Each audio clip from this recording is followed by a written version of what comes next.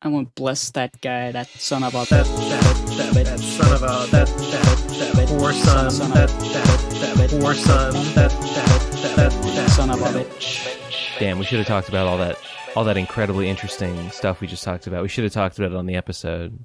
No, we should not have.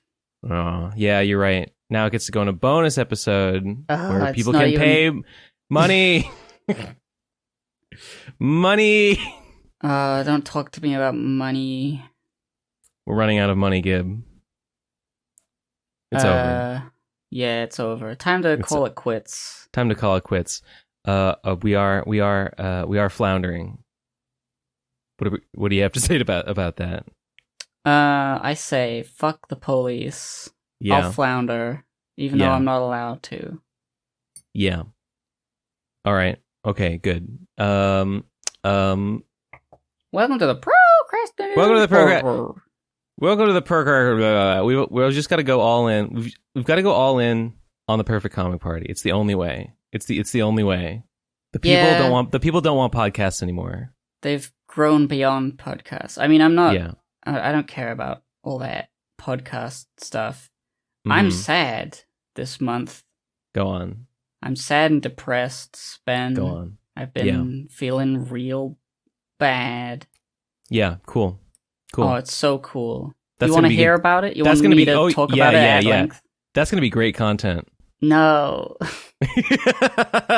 I mean, I would love to hear about it if you'd like to discuss. Well, all right. The annoying part is that it's a feeling that's hard to explain. How long have you been feeling this way, Gib? Just this week or last few weeks. I don't really know. Okay. I'll list off some basic notes. Lack of confidence that anything will work out with anything that I'm doing. Increasing pressure to get some shit together so that the bad things will not happen even though I know they will. Yeah. Okay. And a horrific feeling of nobody understanding me and never being able to express how I feel ever. That's how I've been going. Well, no, you know what? I don't want to make it about me. But I get. Okay, I mean, I understand all those. Those all make sense. It's I put something somewhere. I put a little. Oh yeah, I wrote it down. Oh yeah, I was feeling sad about transience. Transience. Transience. The things not taking things being brief or fleeting. I'm sorry. Is that you were feeling sad about the concept of transience in general? Well, yeah. I mean, everything's got to stop at some point. Yeah. I mean, I agree with you, and I do get sad about it sometimes. It's just funny to hear you express it in so casually. Oh yeah, I'm just sad about transience. Just sad about transience. That's the word. But I agree though. But sure, it is sad. Yes. Yeah, I mean, it's most of my frustration is that I don't know how to explain how I feel, and every time I try to come up with a series of words or like a thing to say, oh, so what's wrong? Oh, well, and then it's like white noise. Like, how do I express white noise in my head? Like, words and language just don't cut it. You have to feel it. But it's also really stupid and pointless to talk like that in front of people with language whom can only understand words. So I'm just sort of like, it's just like that book. I have no 1984, and I must 1985, or whatever. Yeah. Yes, it's not like that book at all. That's why he wrote that book. I don't feel like I'm cursed. By a robot or whatever. I'm cursed by the algorithm. I mean, okay. What's got you feeling? What's got you feeling this way?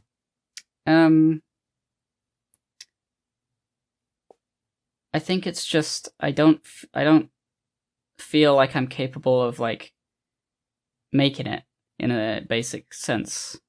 Like I can draw a little comic, and it takes a really long time. Yeah. And you're always going to compare yourself to other people, and you should try not to. It's like just don't worry about it. Don't worry about not being able to make a living. Try your best and keep going. And the best work comes when you're not stressing out. And I'm like, okay, so don't worry about anything. How do you do that? Oh, I mean, it's impossible. Oh. Like, it's just, there's no escape, and I don't think I'm cut out for life. I don't know what I'm doing here, It's pretty heavy. It's pretty, all-encompassing. I understand. Yeah, it is all-encompassing. I mean, I get you.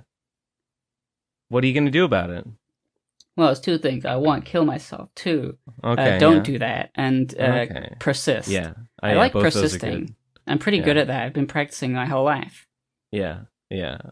I mean, it's not like on the table or anything, but it is one of those like... What, killing yourself?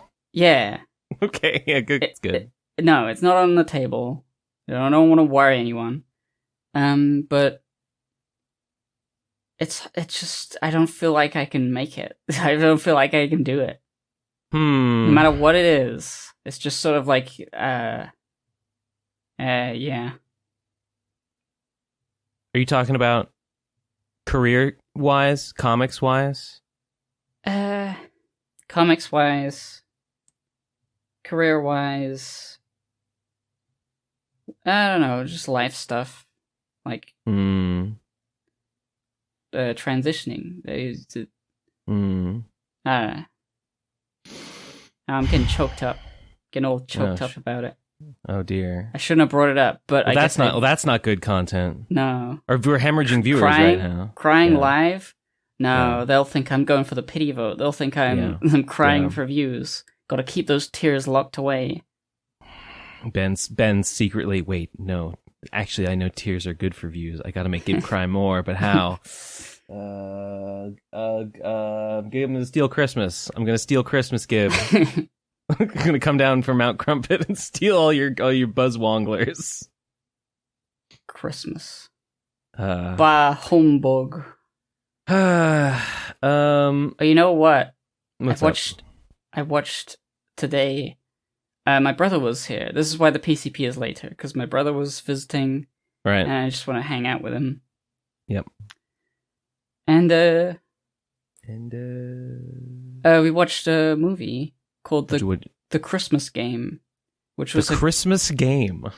It was like a 2-hour-long movie, and we realized that halfway through that it was a 2-hour-long like epic fantasy folklore tale of one of the Knights of the Round Table and King Arthur.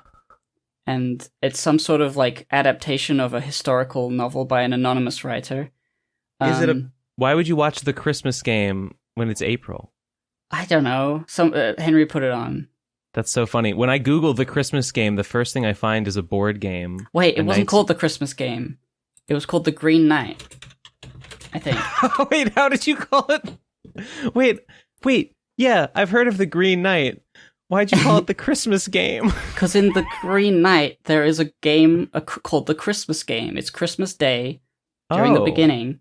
And this Green Knight, this big, made of wood sort of guy, marches in to the throne room of King Arthur's court. And he says, "Fight me, buddy. This is a Christmas game. Choose one of your knights." And what the fuck? And there's this clause, not Santa Claus, in this little contract of this game, where like, fight me, and whatever damage you do to me, the person, they have to try and nick me, they have to try and cut me and hurt me. And whatever damage you do, 6 months from now, a year from now, 6 nights to the north, I will be waiting in a chapel, and you must come to receive the same mark again. And so this kid, like a. So why would you want to hurt him if he says you'll be hurt as well? I know, it was so stupid because he's like this young boy. He's always fucking, but he doesn't have any cool epic tales. You know, he's in the brothel and he doesn't have any stories to tell the court or King Arthur. King Arthur's like, come on, boy. Got any cool stories? And he's like, no. All I do is fuck. and it's sort of like, I want to go on an epic quest, I guess. I guess that would be good to do that. And then... so he has an opportunity to go on an epic quest or to do something cool. He says, I'll fight the Green Knight. But he, like idiot, like real stupid, he chops the knight's head off. He beheads him because the Green Knight just kneels back down and says, hey, why don't you chop off my head? Presents his neck. That's a great idea. And so he's like, didn't you listen to the thing? You'll have to get your head chopped off. Just nick his arm. Just give him a little cut on the knee. Like, what are you doing? And he killed him. But he took his head up, and he's like, haha, I'm the Headless Horseman now. And he laughed, and he ran away. Okay. And so, like, a year later, that he just like, oh, I guess I gotta go. Oh, I guess I gotta go. And then he goes. And he just has, like, little escapades, little moments in between, like, on his adventure. Yeah. Thinking that, you know, he'll have courage by the end, or he'll be a knight worthy of King Arthur.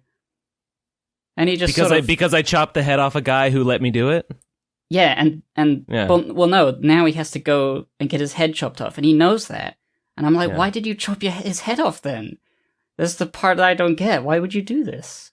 The clause didn't say kill me, it says, like, nick me. Literally, that's what he says. Yeah. Anyway, he goes there, and the film, it looks beautiful, acting is alright, but it's like, so overly slow. It does not need to be 2 hours long, and we're getting bored. It's obviously very thematically rich, and all the characters and the things are like, you know, there's lots to delve into, but we were just, I couldn't be bothered with that shit, so we skipped ahead. I was, I remember that movie came out, and for some reason I thought it was like an MCU. I thought the Green Knight was like a you know, Green Lantern? Some little known Marvel hero. They're like, oh, they're making another. They've delved into the depths of. They got Moon Knight, and who the fuck is that? Oh, they got the Green Knight. Okay, sure, that's what I thought. But no, I guess it was like a real movie. It's a real movie. Critics love it apparently, but it got it. I didn't have the patience. It was just like every scene, there would be scenes of him walking. And those scenes of walking would just go on for like 20 seconds longer than they really needed to. And he goes on a lot of walking scenes in between scenes where he's looking. And then sometimes he's looking and then he's scared. And it's like, shut up. Shut up. Just get to the part where you go to the Green Knight and get your head chopped off. Oh, he gets his axe. Oh, he gets his green axe for landing the blow. I'll give you, you land the blow, I'll give you the green axe. And it's a cool looking axe. Like, it makes moss and grass appear around it just very slowly. Okay. Like, he puts the axe away in a treasure chest for later because he doesn't want to use it. He doesn't care about it. And then when he goes to get his head chopped off, the axe has grown like moss inside the wooden crate. It's just, there's moss everywhere. But I don't think he even uses the fucking axe. It's just sort of, he has it. We did skip around, so maybe it's pretty good. I mean, it's cool to have. Cool to have, even if you don't use it. I got a magic axe. Yeah. All right. He meets a fox, and the fox is like, I'm a little fox. I'll teach you something about yourself. And he's like, fuck off. Yeah. That's what I would probably say. I'll teach you something about yourself. Ooh, you want to learn about friendship? Fuck off, you dog. Yeah. So this is not a review because we did skip like basically from the midway point to the end, and then we saw the moment where he puts the thing in. He's like, "All right, you can cut my head off now. Wait, I'm not ready." Or yeah. When will you be ready? Give me a moment. Are you ready? Yeah. Why did he go? I'm not ready. Why did he go then? Why did he go? It's, I don't know, some sort of parable, probably. Some sort of story like, to be a great man is to get your head chopped off. To get your head chopped off in an epic way. I mean, yeah. It's kind of ambiguous at the very end whether or not it happens, because, like, he runs away, right? He runs away, and he comes back home, and it's supposedly, like, a happy moment. But then things happen. King Arthur dies, he becomes the king, because he's related by, like, sister, something. I don't know. Some sort of reason. And he becomes the king, and then his kingdom crumbles because of war, and he's just kind of a shit king, and he has a bastard boy son, and the son dies in war, and it's like, oh, all this shit, this bad stuff happens. You should have got your head chopped off, then all that bad stuff wouldn't have happened. And that was a flash forward. He premonitioned it, and he was back there, and he was like, oh, wait, I am ready. I won't run away like a coward and live. I will instead die from a green guy. And the green guy says, oh, well done, son. Well done. Now, off with your head, and then credits. I see. And I'm like, I think it's supposed to be ambiguous. So you could say off with your head as in off with you. Head of state. Because you'll be the king. But they don't show any death after that. So I guess the idea is, the moral of the story is, do things you promise you're going to do, like get your head chopped off. Yeah. Otherwise, even though it's scary. Your land will be cursed. Otherwise, you'll be a shit king. Yeah. And nobody will like wants you. That. Yeah. You'll have like a green aura around your kingdom. The lighting will be kind of green, meaning bad. Ooh, green is bad. Yeah, green is bad. I learned that from The Matrix. I learned that from Slytherin. Oh, yeah. Isn't it funny how green is bad, even though green is grass, and cows eat that, and cows are nice? I made a tweet like that a long time ago, that like we should have known Rowling was bad because she made the bad guys green and the good guys red, and that's wrong. She's twisted. She's twisted in the mind. She shoots the they shoot the I got it messed up. People criticized me in the replies, and I had to figure it out. I thought that it was Expelliarmus was red, and the Killing Curse of Avada Kedavra was green. I was kind of wrong. I was half wrong, because Expelliarmus usually it is red though. Okay, I think it depends on like what you're looking at. In the movie, maybe, but in the book, I think it's usually not described with any particular visual flair. There's like one part where it says there's a red flash, the Expelliarmus. One part, or no, a scarlet flash. But what I was thinking of was the Stunning Curse. It's the other one, Stupendo, or wait, Stupefy. Stupefy shoots the red beam. Yeah, Stupefy I versus. Remember that. Yeah. The Ministry of Magic guys do that all the time. After a certain point, they just jump in, and that's their like taser. Yeah. That's their laser that stops you but doesn't kill you. The bad guys use the laser that kills you, and it's green. Yeah, I mean, in the games, Expelliarmus has like no defined visual flair look. Sometimes it's like a parry button. Expelliarmus is like in the third game. It's like a parry that you have to time. Snape uses it one time in the book when it's described as causing a scarlet flash. There is oh god, no, what was I gonna say? Oh no, it's over. Harry Potter. Harry Potter. What a film. What a book. What a game. Tale. What a tale. Yeah. So basically The Green Knight is a long film that's okay.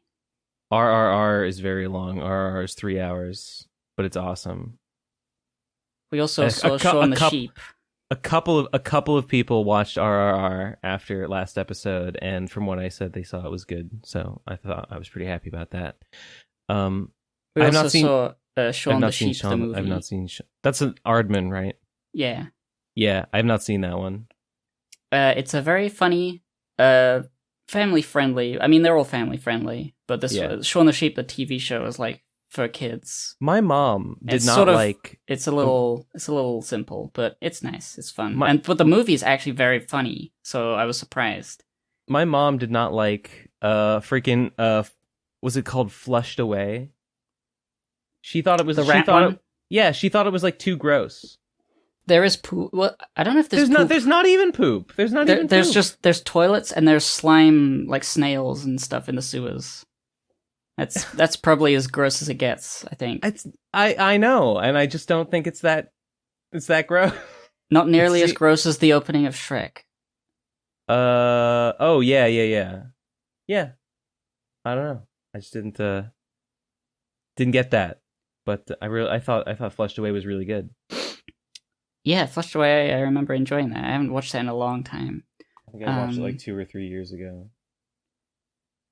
What was I going to say? Christmas. You know Shaun, the titular sheep? Yeah, I mean, not really, but I guess. I guess I can assume some things about him. What can you assume? I don't know, that he's a sheep. Oh, okay. Well, have you seen the other Wallace and Gromit movies? Yeah, well, several of them. Have you seen A Close Shave? That's the one with the dog that's a robot and all the sheep, and including Shaun. The dog? Wait, I'm thinking of the... There's the dog that's a robot. I'm thinking of The Wrong Trousers. I've seen The Wrong Wrong Trousers is the one where the trousers are incorrect, and there's a penguin. Yes. And there's a penguin and a diamond heist, and that's the penguin one. The Close Shave is the one where Wallace falls in love with a lady at the knitting store. She's got all this wool, and there's this dog that provides her with the wool, but it's kind of a really weird bully dog, nasty dog. Gromit hates him, and Gromit realizes that the dog's evil, but nobody believes him, because the lady believes the dog, and Wallace believes the lady. And so Gromit is, something happens. But there's sheep, right? And it's actually, the dog is evil. He's an evil dog. He's a robot, scary robot dog made of robots. Yes. And Shaun the Sheep is a tiny little sheep. Made of robots? I think the thing was, her dad was an inventor, and he invented the dog to look after her, but it sort of goes too far, I think. I thought I'd seen all the Wallace and Gromits, but maybe I didn't see that one, because that doesn't sound familiar at all. That sounds that is one of my favorites. I would say I've seen The Wrong Trousers, and I've seen the first one where they go to the moon. The Grand Day Out. I thought I'd seen the third one too, but like what you're describing, I have no recollection of a dog made of robots. I mean, it's a reveal at the end, but like, I guess this is what he looks like. Let me. This is where his skin has been torn off in the contraption, and you can see his robotness. I put a GIF. Wait a minute. Yes, I have seen this creature. It's nightmare fuel. I was so small when I saw this one. It's the scariest movie I've ever seen. I agree. And Gromit, there's an amazing like night chase on the motorway where Gromit tries to save the sheep on a motorbike. Wallace and Gromit try to save all the sheep. And then there's another thing where like Gromit gets a little... Oh, it's so fucking cool. He gets a little airplane. He gets a little airplane with a porridge gun on the front. Oh, the porridge gun. Yeah. I do definitely remember that. Wallace and Gromit's so fucking good. It's better than any other franchise. It's better than the Avengers. Oh yeah. Iron Man couldn't do fucking shit against Wallace. My dad really liked my dad really liked Wallace and Gromit, and I one time as a kid I accidentally recorded Pokemon over our copy of The Wrong Trousers. My dad was really pissed at me. Why do I have that same memory? Why do I have that exact memory of the wrong trousers being taped over, and so we couldn't watch the beginning of it? I guess it's just one of those things. It's one of those things. Everyone has to deal with it. Every father has to deal with their child taping over their copy of the wrong trousers. Well, that's it for this week. No. See you later. What do I got in my notes? What do I got in my notes for the week? Oh, okay. I bought some more government bonds. I indulged in fiscal responsibility, and I purchased more I bonds. And me and Asterios was like super stoked to see me talking about I bonds on the Twitter timeline. He was like, "Oh, I bonds! I love I bonds! I love I bonds so much I called my mom about them." It's like, cool, man. Gotta have a hobby, huh? Fiscal responsibility. I'd prefer video games. Personally. It's actually a pretty good hobby. Because then you have money. Because then you have money afterwards. After you get all done with it. I know you said don't talk to me about money, but guess what, idiot? I'm gonna. I think I've probably explained what I bonds do before, but maybe I'll. You connect a robot that deals in currency to your eye, and then you can see the money. You can see the money. Oh, I could see this computer. I could sell that for $50. Oh, this bottle of water. I could sell that for 50 cents. Oh, I could take it all. Just gotta zap it. With my little VR gun. Turn it into currency. No, an I bond is a government bond whose not inflation rate. Whose what's the thing for when you put your money in something? Interest. Its interest rate is fixed to inflation. So last year, thanks to Biden, thanks to Brandon, inflation was really high. So the I bond return rate was an unbelievable 9%. So a 9% return on an investment is like, you never get that. That doesn't even happen. But this was on a government bond, which is like one of the safest and most stable the investments that a person can make. So it was like a no-brainer. So I dumped as much money as I could into I bonds, and for 6 months I was getting that sweet 9% return. And then just the other day, at the end of April, it was entering like a new period or whatever. So at this point, the interest rate is not 9% anymore. Now it's like almost 7%, which is still pretty good. Like, that's still pretty good. So I dumped some more money in there to get that 7%. And then if it keeps going down, I probably won't continue to do I bonds. But like, for the time being, I'm putting as much money into I bonds as I can and just letting it get as much interest as I can get out of it. Because it's just, 9%, Gib. 9%. It's very good. Considered from another perspective, it's not so much good. It's not so much like, oh, hell yeah, I'm gaining 9%. It's like, if I don't put money in there, I'm losing 9% because inflation is devastating 9% of the money that I do have. So, either way, you got to do it. But, conceived of the one way, it's like I got something. Conceived of another way, it's like I protected a portion of my assets from an inevitable devastation. So, tomato. It's not that I feel bad about you doing it, I feel bad about me not being good enough to do organizing and fiscal responsibility. It's never a bad time for fiscal responsibility, Gib. It's never a bad time, but... Never a bad time. It just feels so pathetic. Here's the thing. I don't know. I guess maybe I'm just a wacky weirdo or something. I have gotten to the point where I find like discovering money loopholes like fun. I don't know. I find it like a very like a gratifying thing to like look into and learn about. Like I watched that YouTuber called Patrick Boyle, who is like an accountant or something. I watched Patrick Boyle and learn about like the latest crypto scams or whatever. And I was watching one of his videos recently, and it did occur to me that like really from any rational person's point of view, any rational like financial investor, like all this stuff that I do, and putting my money in I-bonds, churning my credit cards, using cashback programs and stuff, all of that is like at the end of the day, it's very marginal.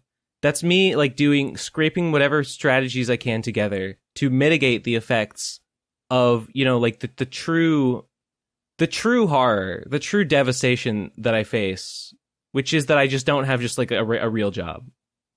Like a regular person just has a regular job and a salary, and like that's just like a million times more reasonable than everything else that I'm doing. So everything else that I do is just to try and mitigate the effects of me not doing that. And I can pat myself on the back for getting 2% cash back or whatever all I want, but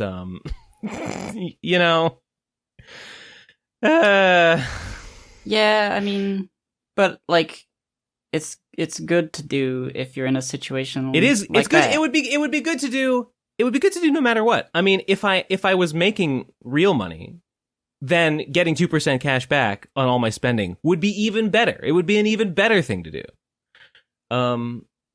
So it's good. But yeah, I was listening to him. I was listening to Patrick Boyle, and he did one about. He was talking about the video was about investment strategies, like academic people that recommend versus what like popular like authors and like finfluencers recommend, and how they don't always recommend the same things. And just the emphasis on like planning for retirement and on like trying to like hit a certain like savings goal by a certain point in retirement. It's like, wow, I haven't planned for that at all. I'm literally just happy to I'm just happy to have paid my rent and not have less money at the end of the year than I did the year before. That's success to me. Yeah. And that's bad. That's not good. But anything else just seems so hard. Like I would have to completely upend my life to do anything else. Yeah. When I get old, I'm just going to hurl myself off a cliff. But I'm going to make sure I'm live streaming it. That's my life insurance. You've never policy. seen content like this before. Jump, sonic bounce sound. Oh no. You know what, Gib? I'll tell you this. If it makes you feel any better, I wouldn't watch it. I'd turn my eyes away and I'd say, no, I can't look. Okay. Look. Yeah, I don't know. Like things like owning property, having a pension in any fashion. Oh god, a pension. Doing like being any amount of success, having money at all. Just doesn't make any sense. Doesn't even register as a thing. Here's until I'm reminded about how I'm not doing it. I'm like, oh yeah. I understand. Well, I don't know. I guess it has become sort of a hobby for me to looking into how to what's the word? Yeah, how to squeeze as much value as I possibly can out of what money I do have. Actually, Asterios. Okay, a long time ago, we had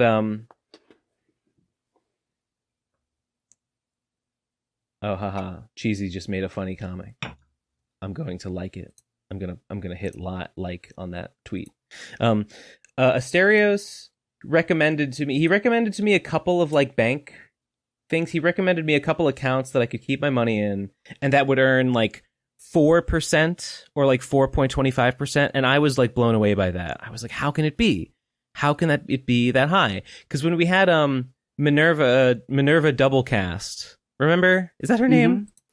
Is that her real name, or does she have a different name now? Whatever. I forget. I remember Doublecast. When we had Doublecast on, because she, I guess, is like a CPA or something, and she was recommending I think I asked her about like what I should invest in, and she recommended like a market linked. Oh fuck, was it like a market linked mutual fund or something like that?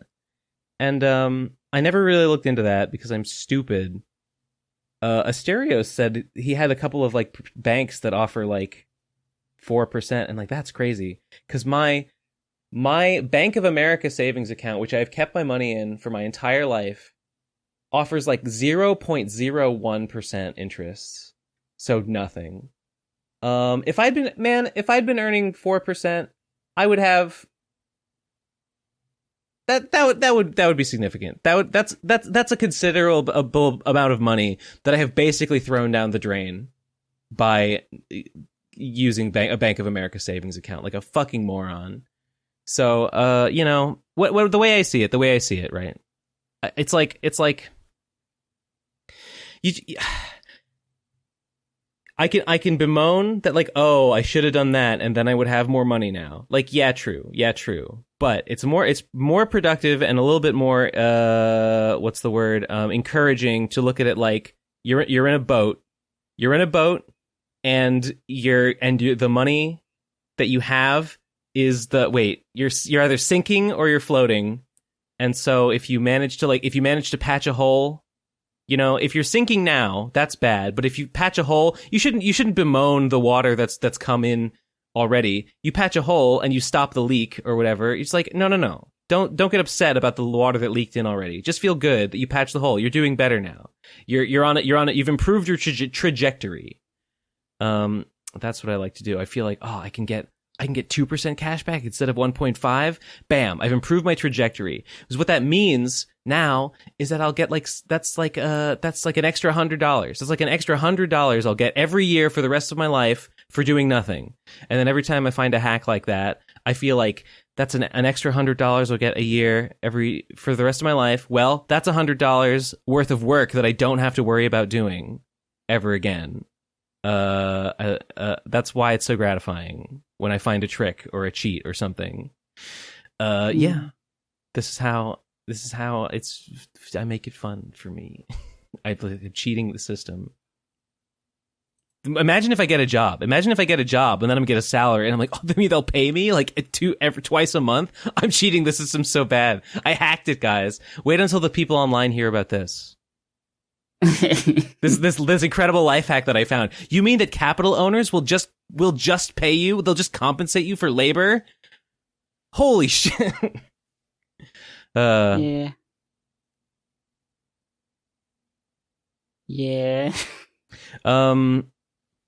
I think I've said this before. I think I should probably look into some form of real job. Maybe later this year after I do the Slime and Punishment Kickstarter and maybe pump out one more lecture. At that point, I think I might be like, all right, time to start throwing my resume around and see if I can't find a real job with benefits. And you know, I can still do lectures in my spare time. I can still do the Perfect Comic Party in my spare time. But yeah. Would like dental insurance, for instance. I thought you were going to go, oh, yeah, I'll get a job being a dentist. I'll just do that. No. You know, I could make a pretty good dentist. I've put stuff on my teeth before. I've got a pretty good bedside manner. I got a good old set of chompers here. I got a pretty decent set of chompers. I have a couple cavities that need some work. What if that was how you get a dentist job? Is you come in, you show them how cool your teeth are, and how well you've brushed them. You come in and you're like, here's my resume. Yeah, I graduated from dental school. I've been, interning at dental college for years. Give me a job. And they're like, but I see from your record that you haven't lived the life. You haven't had enough cavities filled yet. We're going to have to drill you. You have to be on the other side of the drill before we'll let you be on our side. So, open wide, bitch. Fucker. We're gonna root canal ya. How can you trust you to deliver a root canal? If you can't take a root canal. I just pussy. thought about what dentist school would be like. There's probably like skulls all over the place, and it's like, Oh, yeah. all right, now fuck with this skull. All right, now measure the relative the width versus the height. You know, determine its ethnicity. Determine this skull's ethnicity and its likely IQ. Go. Do I need to know that? Yeah. For this school, you do. Here at Hogwarts Dentistry. Hogwarts Dentistry, they just go wibbity wabbity splash. You've got no problems. Yes, in your teeth. and then it's done. And then so in their spare time, they just do phrenology. They just compare various skulls. Talk about how stupid most of them probably were. No, the Hogwarts school would have a really bad dental wizard thing because it's British. Because it's British. Oh yeah. They would have a better. Is there an American wizarding school? Yeah, there is, and it's like Native American themed. I think its houses are based on like the Thunderbird and like Quetzalcoatl and stuff. Yo, It's very strange. I like the Thunderbird, just like Zapdos, my favorite Pokemon. Oh, American. Wait, let me look up American. Psycho. Oh no, close. Ilvermorny. Yes, it is called. Ugh, God, it's called Ilvermorny, and its houses are Thunderbird, Horned Serpent, Puckwudgie, and Wampus. Oh, JK, you fucking idiot. JK, were you high on benzos? Were you dropping benzos when you came up with this? Were you on Quaaludes? Were you taking that ivermectin? Were you taking ivermectin when you thought of Ilvermorny? I think we've cracked the case here. Oh, it's in Massachusetts. It's in Mount Greylock in Massachusetts. Is that a real mountain? Wait, Mount Grey. Oh, it is. Wait, how far is it from where I live? Hang on. You're a confirmed Muggle. You can't see it. You can't see the castle. That's not true. I just didn't get my letter by Thunderbird. Mount. Why is it on Mount Greylock? Why that mountain? Sounds cool. It does sound cool. Mount Greylock. Castle Grayskull. Yes. Let's see, from my house. Oh wow. Oh, okay. It's on like the far west edge of Massachusetts. So it's about as far from me as anything in Massachusetts can be, but it's only a 46-hour walk. Yeah, Lamau. It's a 2.5 hour drive. It's not even bad. Okay. America is so fucking big. Well, now I know. It's so crazy that you have such a huge country and so much of your infrastructure is road-based when that's so inefficient for such large distances. I saw some... Like for gas. I guess because you just have so much gas, but like, Lamau. This was a while ago. I saw someone tweet about like... It was like, stop comparing the US's like rail infrastructure to like Europe's. And it was like placed the US against Europe, and it basically the point of it was it visually suggested that like the US has more open space and therefore rail is more inefficient. And it's like literally the opposite is true. Literally, the more open space there is, the more necessary, the more energy like high speed rail saves. Like that's the reason you build it, is to traverse empty space efficiently. What you're doing with a rail is you're building like the most frictionless possible road you could ever have, and you don't even need to like worry about swerving into a tree. Yeah. Guys. It's obviously better. No, guys. It's much more efficient to have every individual like person or pair of 2 people or 3 people. Every group of like 1 person or more has to have their own little vehicle that's powered by itself and spend its own gas to individually traverse like 14 states. Yeah, it just makes sense. It's just more sensible. Like road trips in principle seem like a cool idea, and they're often romanticized. And I get it. Like, if you just want to drive to a specific location or just camp on the side of the road, that is something you can't do with a train. But like, I don't know. Maybe it should be just for road trips. If you want to like stop, not like I need to get somewhere. I have to bring the car, and it's a fucking million-year drive. If you want to like stop all over the place and see all kinds of things, then a train will not let you do that, or not as easily. So it's not like I think cars are just bad, but like as an argument against trains, like, hey guys, but there's so much more space, is like the worst argument I've ever heard. It's literally the opposite of what you're trying to say. They built trains all over China, and instead they were gonna build trains across California, but then Elon Musk said, no, I'll build the Hyperloop. No, I'll build the Hyperloop. And they said, okay. Yeah, it's funny when I learned that is that the reason there hasn't been plans put in place is because Elon convinced the governmental body or something. Yeah, like convinced enough people to not invest in the rail network because of what he was going to do. And then he didn't do anything. He just sort of quietly abandoned the Hyperloop. It's not doing anything anymore. I mean, he's not talking about it. I mean, it exists, but it's like stupid. Oh, yeah, well, it was never said that was the final project, but that is it. It's the car tunnel. Yeah, that one car tunnel. Wasn't that supposed to be some different project? Like, I'm going to put a tunnel under the ground. I think that's and that was separate from the Hyperloop, which was going to be a specific mode of transport that may or may not have been under the ground.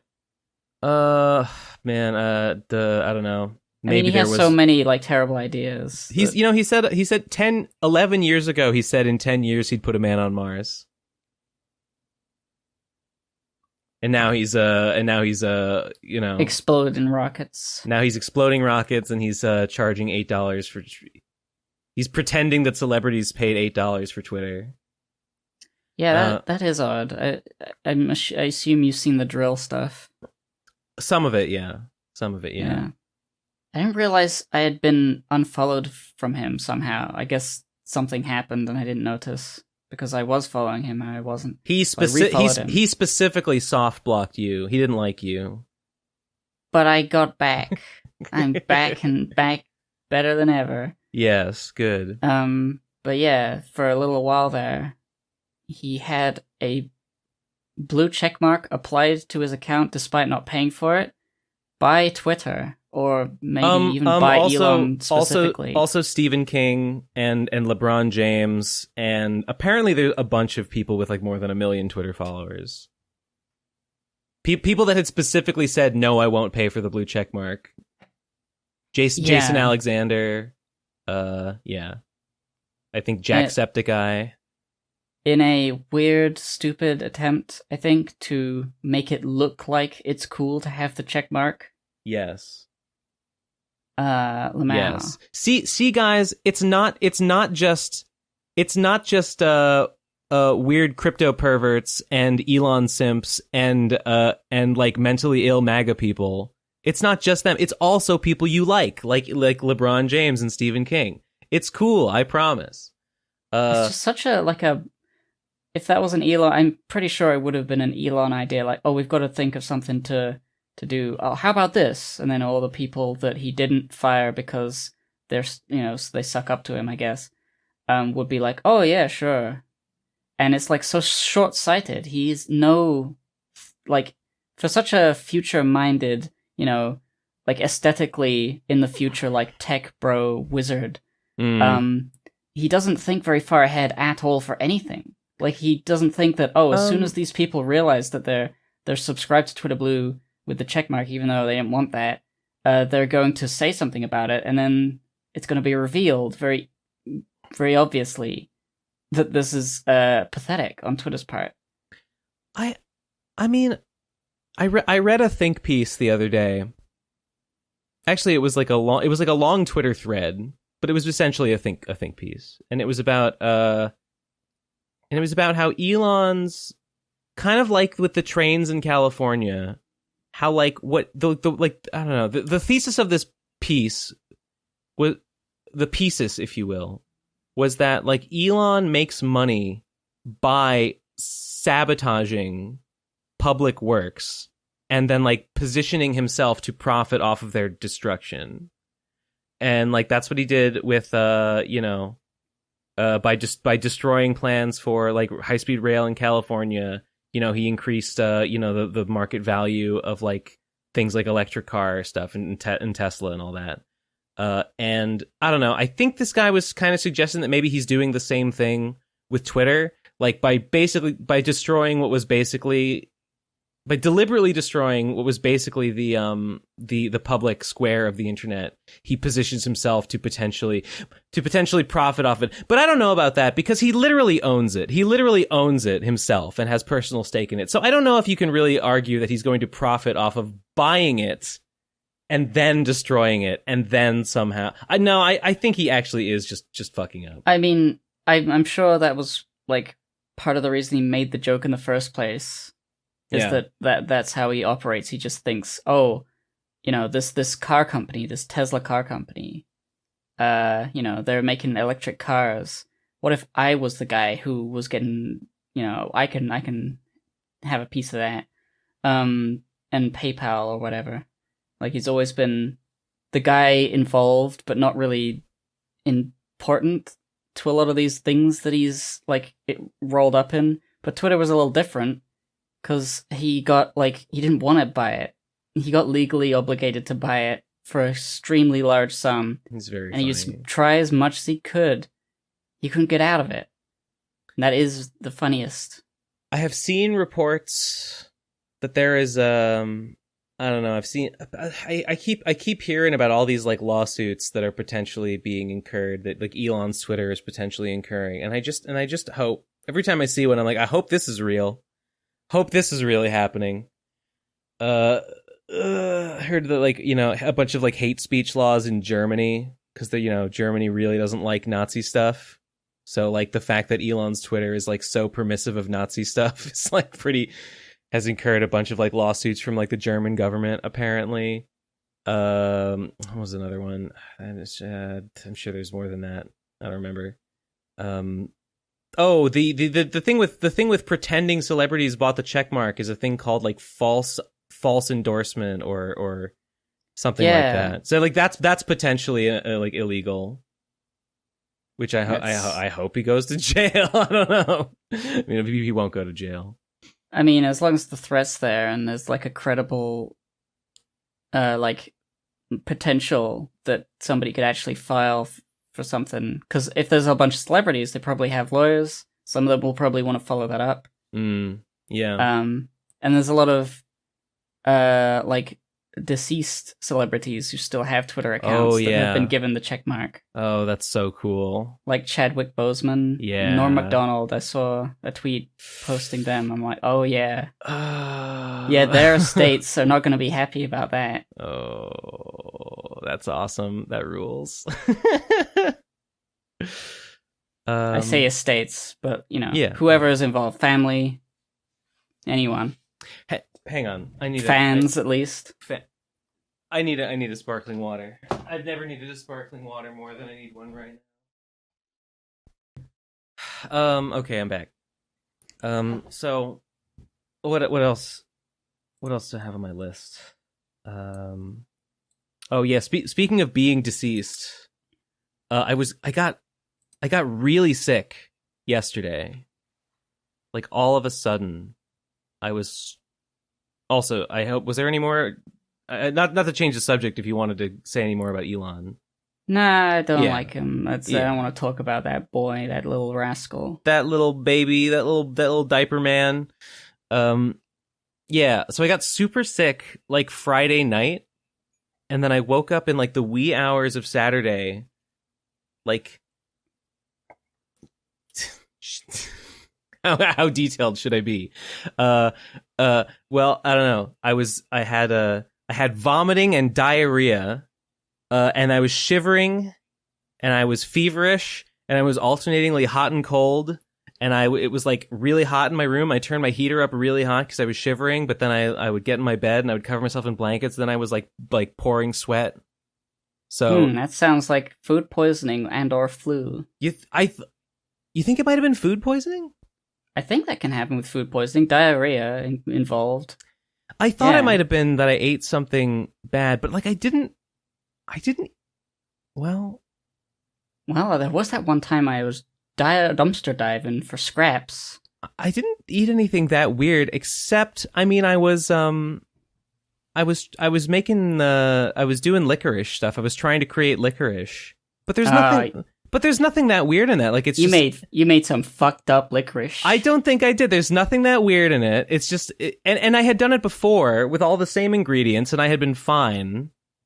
So I don't know why I would get food poisoning this time. I mean, it's corn syrup, molasses, starch, flour.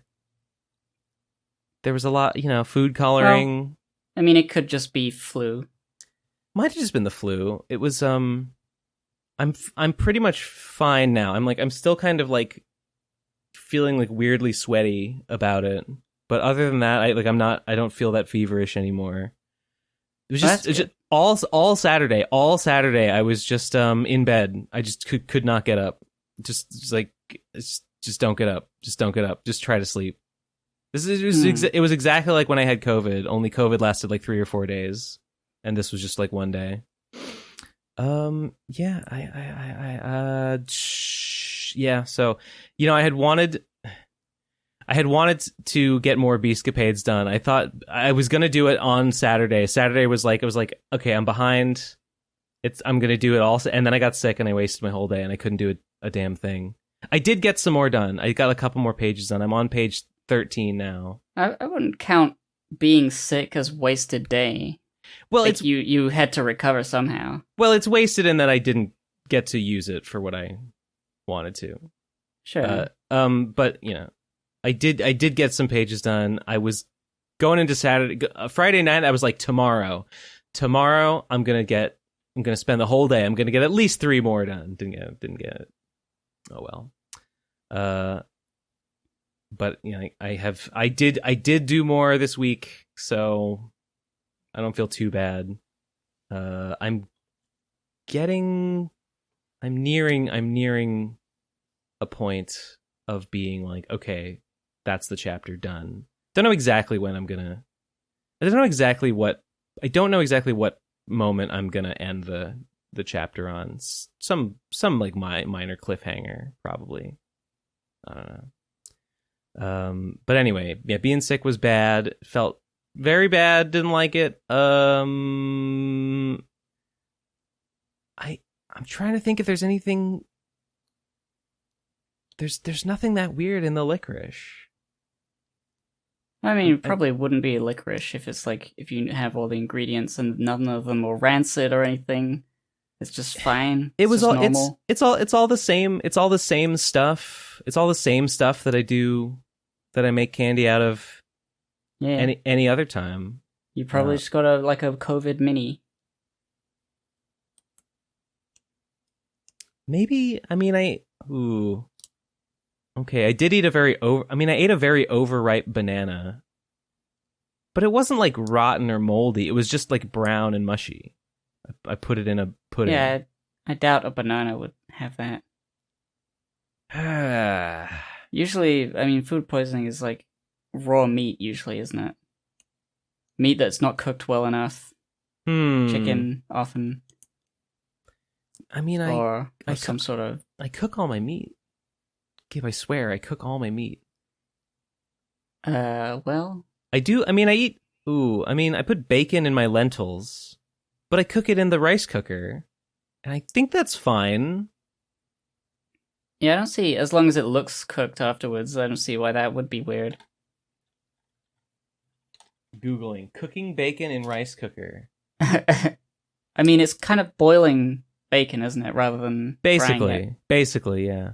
So like boiled ham, like you can do that. Okay. It's odd, but like No. I'm seeing recipes. I'm seeing recipes on Google that are like, yeah, make stuff with bacon in rice cooker. So I should try that, honestly. I haven't tried that yet. it's We got a little rice cooker. do you use it? For rice, yeah. You know, I haven't actually used mine for rice. But you so can. just lentils and bacon. Okay, yeah. Yeah, pretty much said- all I use it for is lentils. Because they got protein. Bacony rice works. I mean, I'm what I it like would. to do is I'm sure it would. You know like- what's really good? You know what's really good? Rice, Spam, and sesame oil. That's and salt. That's a winning combination. Maybe I used to have Spam. I had a friend. Do you have sesame oil? Yeah, Love sesame I think oil. so. I had a friend in California. Little bottle. I had a friend in California who had a girlfriend, a Korean girlfriend who would make basically like sashimi, but it would be like rice, and instead of like fish or whatever, it would be a rice ball on top of a slice of Spam cooked in sesame oil, and they were so good. Yeah. That makes me want to make that. I don't even have rice, but I could get some. Yeah, I just, I try to keep my protein up. So I try to, other than my candy stuff, which is all like pure corn syrup, Lamau. I try not to eat anything that doesn't have protein in it. Now I'm nervous. Now I'm nervous that something I ate made me sick, and it's going to make me sick again. I mean, other than like the ingredients being contaminated, is the kitchen clean? Yeah, the kitchen is cleanish, and I mean, I haven't seen maybe a a rat pooped in it. My mom told me that when she was young, she got food poisoning from like rat poop or something, because like there were rats living in her kitchen as well, and she got food poisoning due to them. Maybe I got rat poop, but I haven't seen a rat. Have not seen a rat in several weeks. There's a cat living here in the house now, and I think it scared the rats away. And somebody found like a rat nest somewhere and got rid of it. So like the rat problem, while it would be overly optimistic to say that it's over, it's decreased. So I'd be surprised. I'd be surprised if it were rat related. But I guess you can never be sure. What a life. What a life. Yeah. Hey, you know what I did? I did the anime bracket. Oh. Do you want to see? Show me. Yeah. Yeah, I did my... I've realized that I forgot a few. They're like OVAs. There was one about like a cellist in the woods, and he has like a hallucination / little stories with animals. And he's like the most bestest cellist ever. And I liked that, but I forgot to put it on the list. I don't... And I don't really think of it as like a show, because it was like... I don't know, it was a film, I think. Well, films so don't I wouldn't count. have put it on the list. Yeah, I wouldn't have put it on the list anyway. But then there was like Treasure Island, an adaptation of Treasure Island that was like... Oh, the Russian one? No, it was a Japanese... Wait, have you seen... Sorry to interrupt, but Takarajima. have you seen the Russian Treasure Island?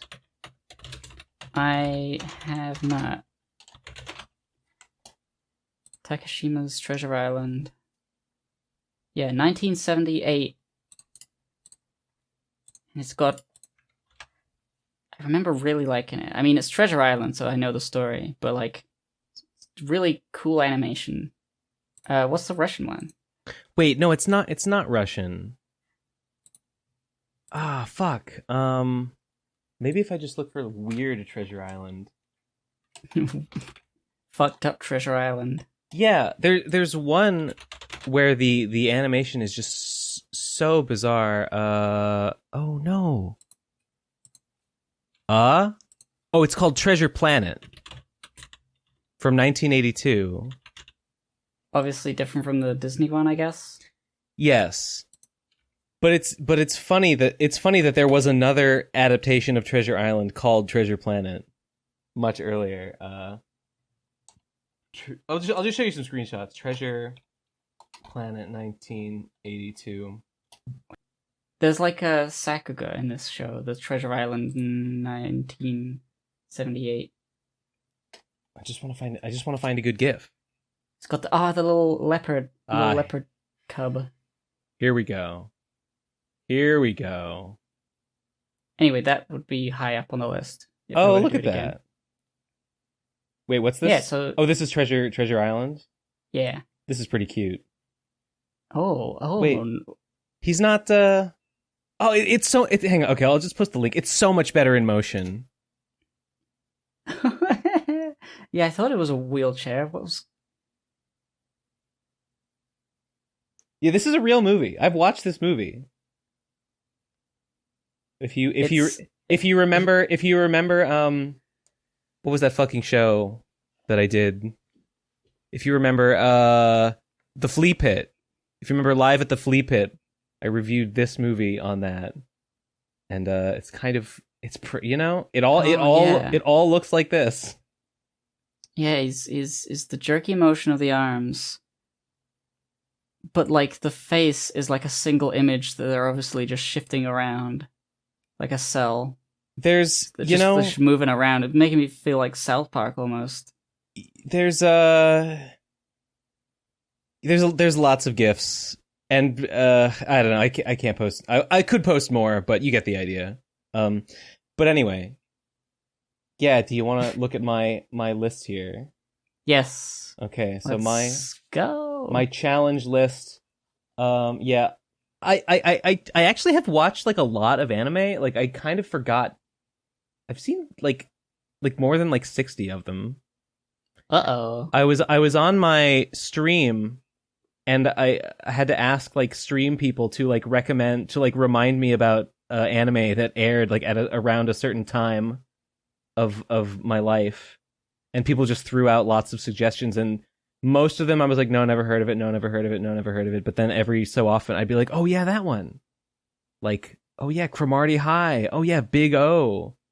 Oh yeah, Steel Angel Kurumi. Paranoia Agent. Lupin the Yeah, oh my god. Yeah. Wow, there's so many. Yeah, I kind of too many to like go over. I felt bad for everything that had to go up against Fooly Cooly like early on. Like Barakamon and Garzy's Wing and Ultimate Survivor Kaiji all get knocked out really early, even though those are all really good. Just because it's Fooly Cooly. Fooly Cooly did end up winning, unsurprisingly. But in the second to last round, I did have Fooly Cooly versus Gurren Lagann. Oh my god, Madoka Magica, I did watch that. Yes. I forgot that one. Whoops. Golden Boy versus Madoka Magica was really hard too. I kind of hated knocking Golden Boy off. Legend of the Galactic Heroes. I've heard of that. I think I tried to watch the first episode. Was that the space one? It's the space one that's like 500 episodes long. Yeah. And I've watched half of it. A lot of the one, some of the shows on this list I've only seen a little bit of. Most of them I've seen at least. Most of them I've watched all of. A lot of them I've just watched like a decent amount of. Like JoJo Part 3, I've seen most of it. I haven't seen all of it, but I counted it. A couple of them I'd only seen a little bit of. Like Steel Angel Kurumi, I think I watched like 2 episodes of. I don't remember what it's about at all. But I was like, whatever, I'll just knock it off the list really fast. Did I put Death Note on mine? I think I did. Can't remember. There were... yeah. What the hell is Those Who Hunt Elves? Those Who Hunt I don't know. It's like some stupid like fantasy show about a group. It's like a weird ecchi like fantasy comedy about some... it's like a fantasy world where they have to... They don't hunt the elves. I think what they do is they have to find out who is an elf and who is not an elf, and it's straight up just like to see if you're an elf, they have to like look at their tits or something, and like so it's about like stripping people and like looking at them naked to see if they're elves. because elves have like a magic tattoo or some shit like that. Intriguing. Yeah, that one didn't. I don't think that one made it very far. No, it was immediately defeated by Kill la Kill. Oh, another one-sided matchup there. Let's see. Let me look for some other. Azumanga Daioh. No, I don't think I've seen enough of that to count it. I like Azumanga Daioh. I haven't really seen Nichijou, or that and Azumanga Daioh are like kind of similar. People tell me Nichijou you should watch, and I'm like, I've seen when it was coming out or around like earlier. I'm like, oh, I've seen gifs of that. I've seen when she suplexes a goat or something. I've seen like funny like, oh, it's like a little cute girl, but she is like animated in an over the top fashion to deliver some sort of punch. True. Or something. True. And I'm like, yeah, I get it. I don't need to watch that. I get it. That's the joke. Mm-hmm. It sure is. Because people always say, oh, it's so fucking wacky. And I'm like, well, is it fun? Is it nice? Is it cute? Is it wholesome? Is it anything other than wacky? And they never say anything because I don't remember to tell them. Oh, dear. That's not good. You hate to see that. I'm sure it's fine. Probably might be a pretty hot take here, but I have Excel Saga beats Lucky Star in my first Saga. In my first I liked Lucky Star, but I don't know as Excel Saga. What's that? I liked Lucky Star fine. Excel Saga is like a parody anime about like I don't know. It's God, how do I even it's a comedy about these girls who join an evil organization bent on world domination. And basically every episode is like their stupid boss sends them on some mission to like, here's how we're gonna... Oh, it's like Pinky and the Brain, like, how are we gonna take over the world this time, Pinky? And every episode is like, they try to take over the world in a way that parodies like some very specific like anime genre. Like, they try to take over the world by going to the beach and being the hottest girls on the beach, or they try to take over the world by having there's a post-apocalypse desert where you have to ride motorcycles around and do a Fist of the North Star type stuff, etc., etc. And it's just fucking funny and wacky. And you know what? It left a bigger impression on me than Lucky Star did, so it wins.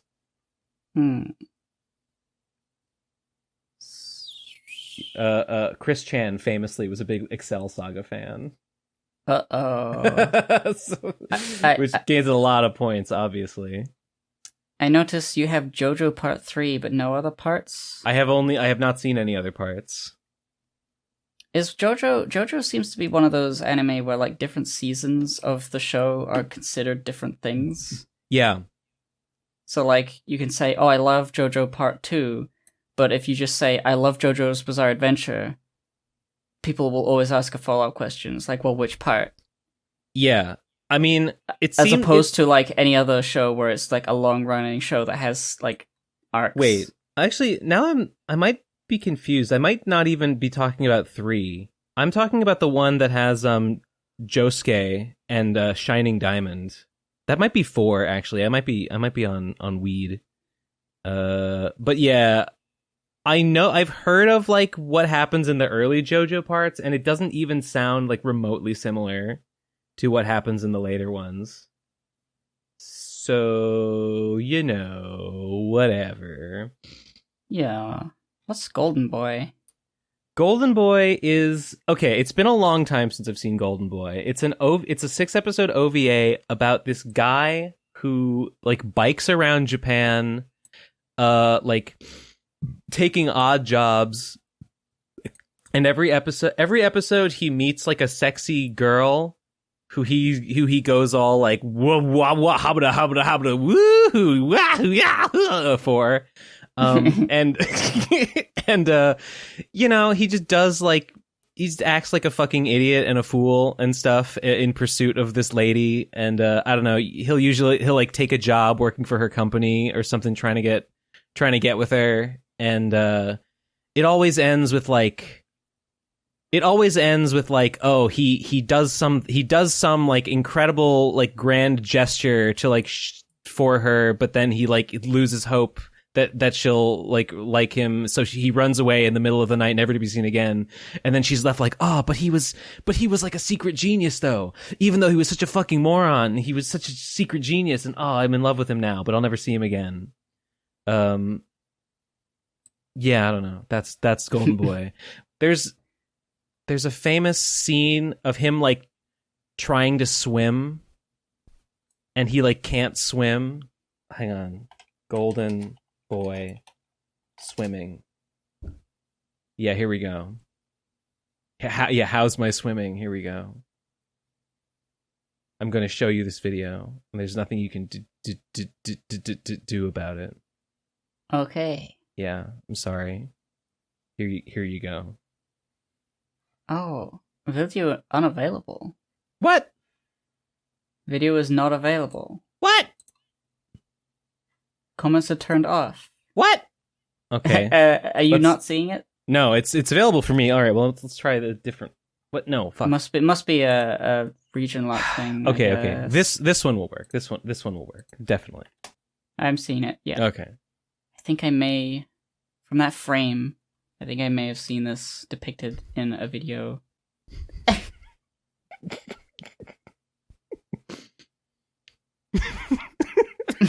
He's dead.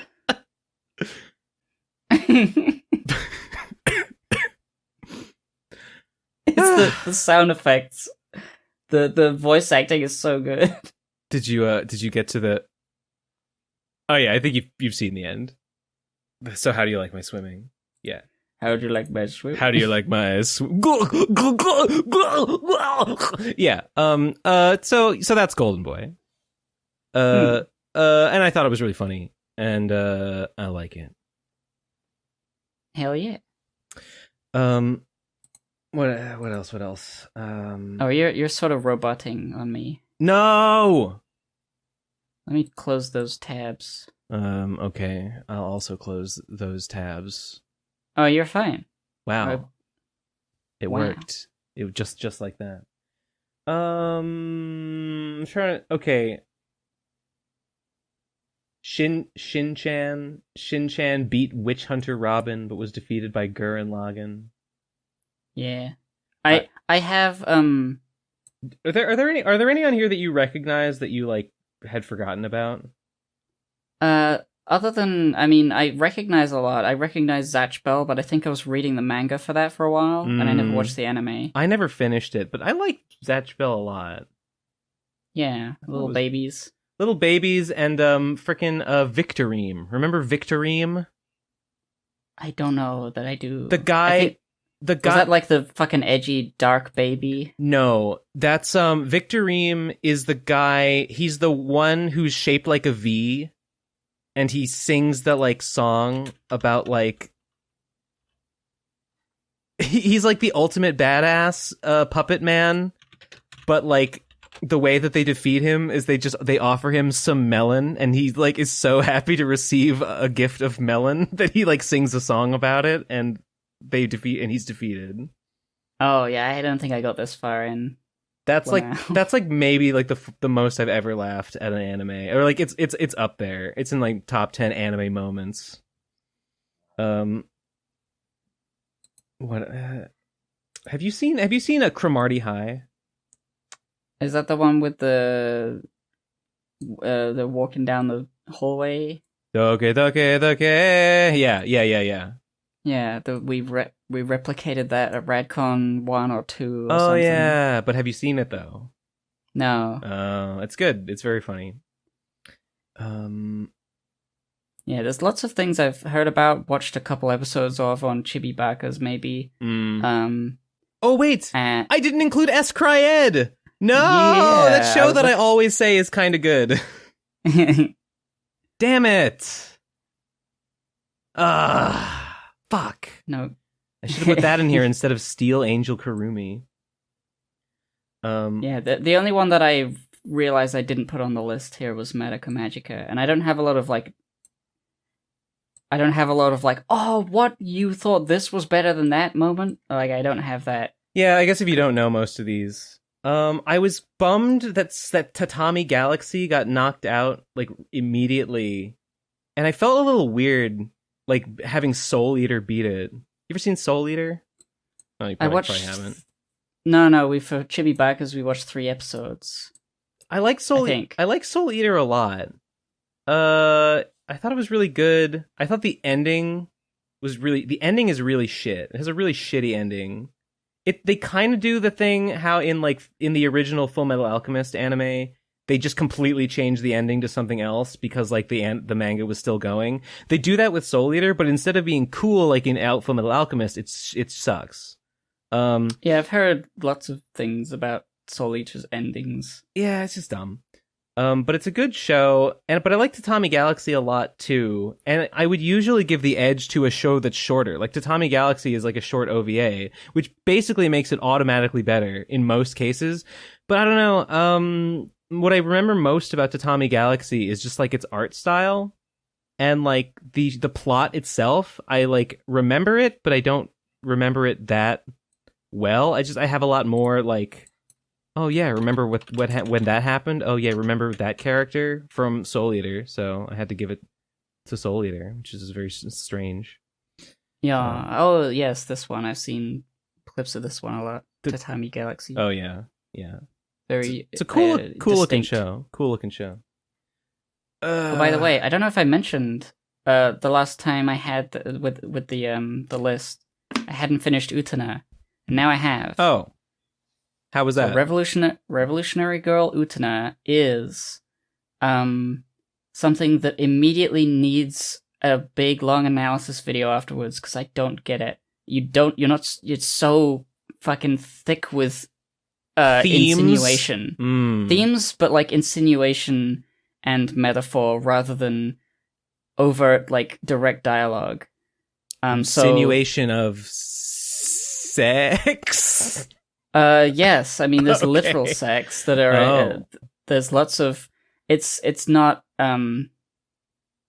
yeah, I can't really speak on the themes even though I watched some good videos. Even Trixie's old video was good. On Utena? On Utena.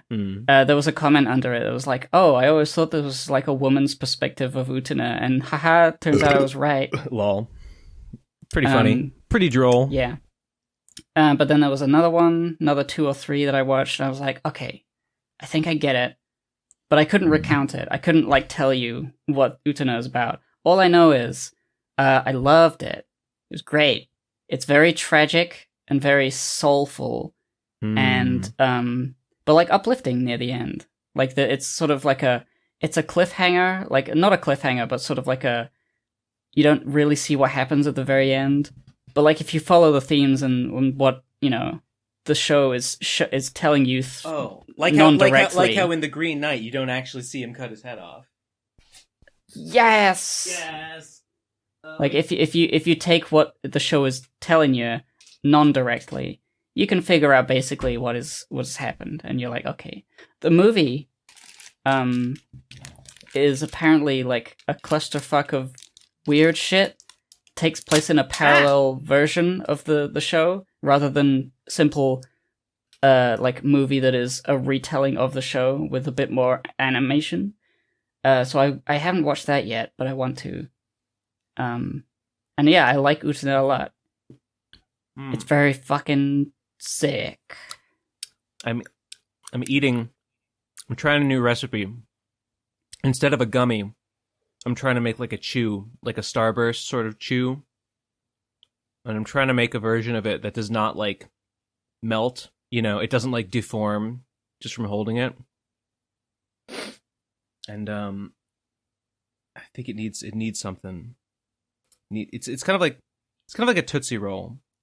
But you can't just like pack Tootsie Rolls into a bag. They'll all like melt together. They'll all stick together.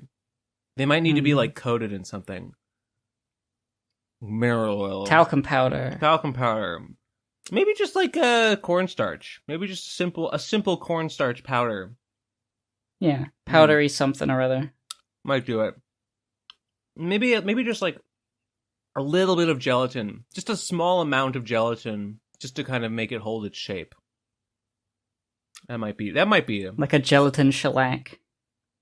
Well, I told you that shellac is the thing that they put in Starburst, right? And no, you didn't. Yeah, I found this out. I was looking at Starburst ingredients, and one of the ingredients is, well, it's called quote-unquote confectioner's glaze. And what confectioner's glaze is shellac. It's the stuff that you coat wood with, which, if you didn't know, is an excretion of a certain insect. The lac bug excretes this goo that you coat wood with, and that they put in Starburst. But they don't call it that because it sounds gross in food. In food, they call it confectioner's glaze, but it's the same bug goo. Well, we've been eating bugs this whole time. Yeah, and you know what? Oh, then I'm okay do with it it again. I'm okay with it. I like Starburst. Are we thinking of the same thing, Starburst? The red and orange and pink and yellow ones? Starburst, the tiny little cuboids with wrapping paper around each one.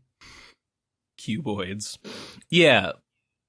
Yeah, and they come in lemon and strawberry and cherry and orange. Yeah. I mean, in the UK, there's different flavors. Oh. There are apple ones. What? Strawberry, blackberry, orange. No, there's not. Yeah. No, yeah, there's not. Look, I can show a picture of such a thing. What the fuck? Wait a minute. Are you sure these are Starbursts and not now and laters?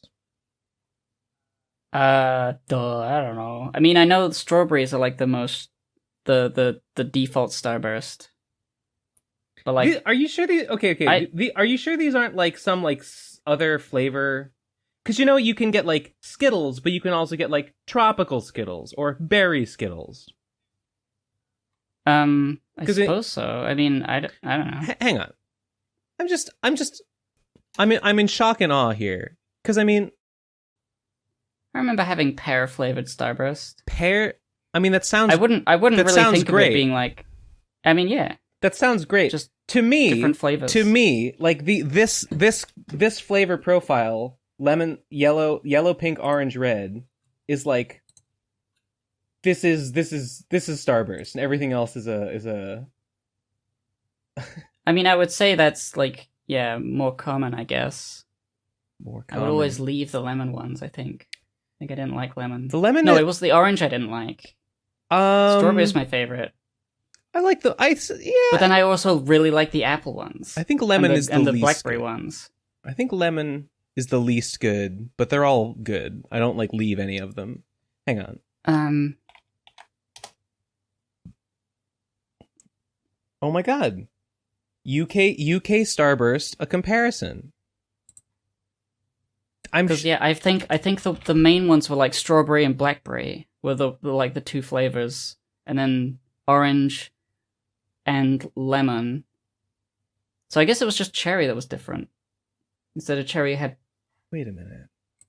British versus American. So British, Starburst. they have an orange, a cherry, lemon lime combo, and what's the purple one? Grape. Blackberry or grape? I think it's blackberry. Blackcurrant. Yeah. Blackcurrant. Okay. I'm glad it's not grape, because grape sucks. Grape is like the worst flavor of anything. Yeah. I love blackcurrant. Blackcurrant is my I always think of blackcurrant as like the staple like confectionery flavor is blackcurrant. Wait. Okay, so your red is cherry. No, your red is strawberry. Our red is cherry, and our pink is strawberry. So that's wacky. Wow, I didn't know this. Damn, I want to try these. I want to try these blackcurrant Starbursts. Sounds pretty good, actually. Yeah, I think the apple ones I was thinking of were like the sour Chewits. Chewits. Yeah, Chewits. You know Chewits?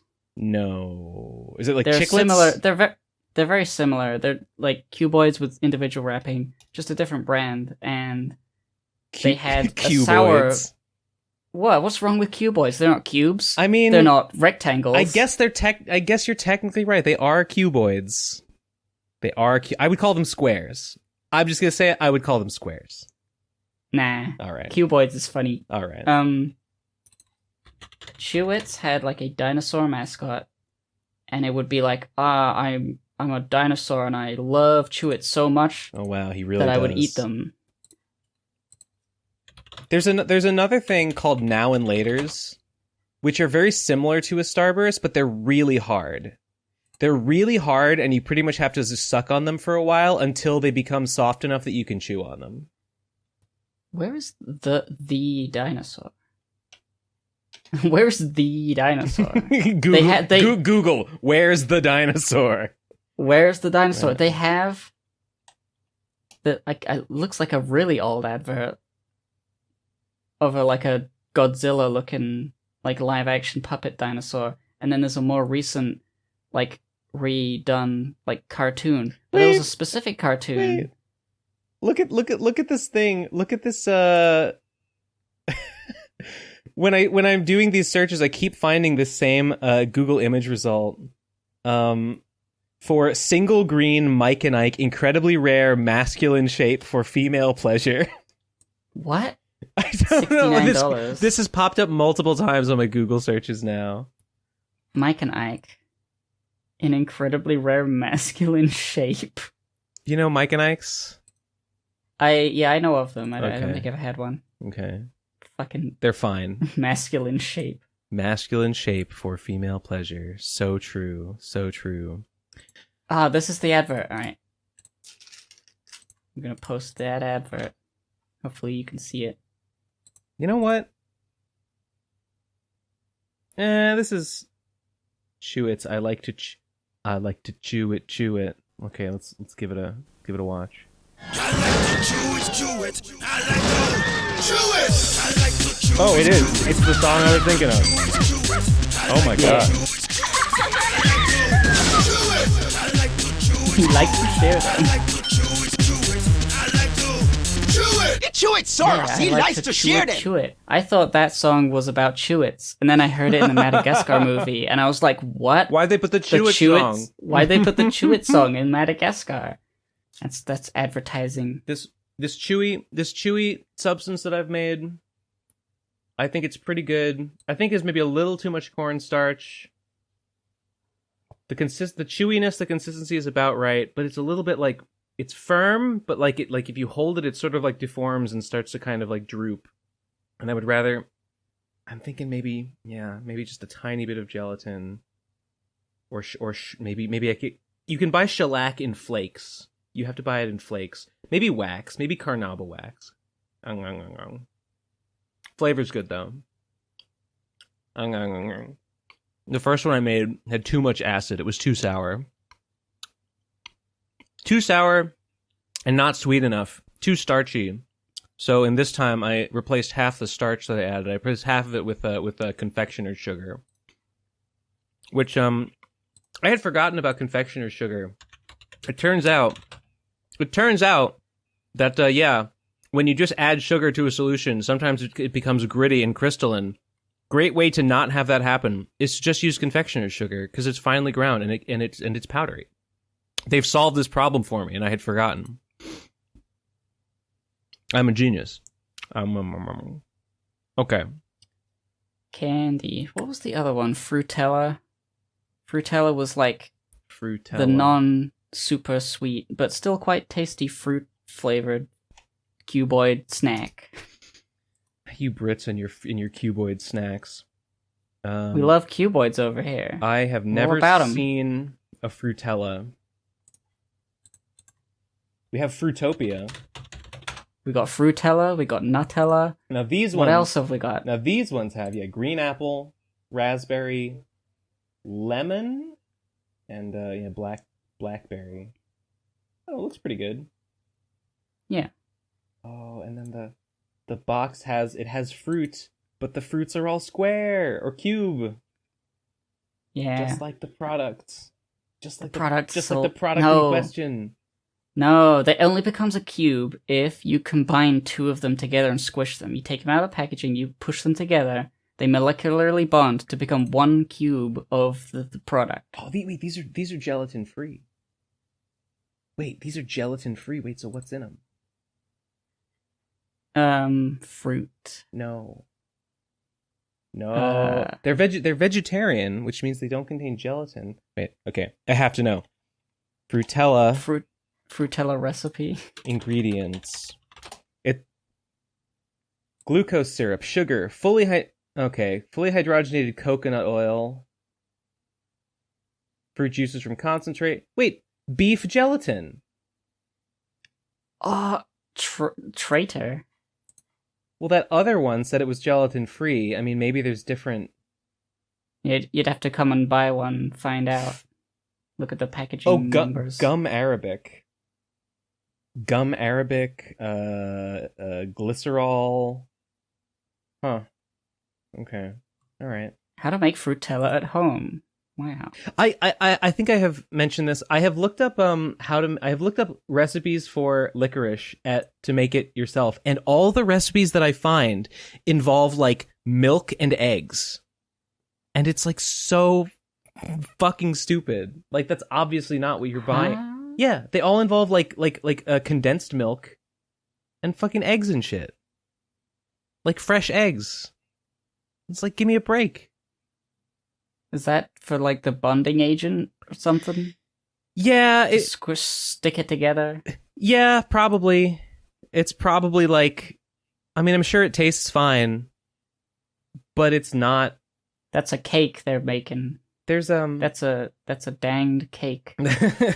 I mean, the end result looks pretty good. It gets this paste, this sticky like paste, and you cut it into cuboids or whatever, and I'm sure it's fine, but it's not. I want something that keeps on the shelf forever, and that make it with eggs. It's not going to do that. Now hang on. Ah, fuck. Ah, shit. I was gonna look something else up, but I forgot. Oh well. Yeah, eggs I guess are just like something that eggs I guess are like they're a bonding agent that anyone would have in their kitchen. Like if you're just for a home cook or just a hobbyist or just someone who's like bored and wants to make something in their kitchen, like yeah, a recipe that involves eggs is like, yeah, sure. Just go nuts. Use eggs. Just like financial advice. It's exactly like financial advice. Because, I was watching that video by Patrick Boyle, and he said that like a lot of the like popular financial advice that like authors recommend is stuff that is kind of just wrong, but a lot of it is wrong in a way that is designed to like sort of account for the fact that like humans are stupid and don't behave correctly. And what I mean by that is like, example, a lot of popular financial advice tells you to pay down your smallest debts first. Like if you have debts, find the one that you have that's the smallest and pay that one down first. Whereas like the right thing to do by any metric is to pay down the one that has the highest interest rate.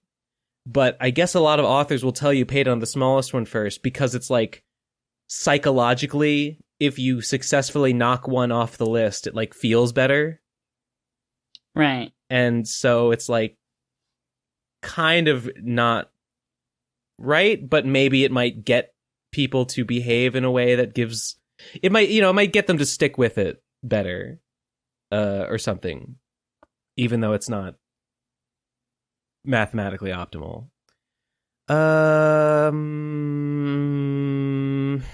Good thing I always do the mathematically optimal thing.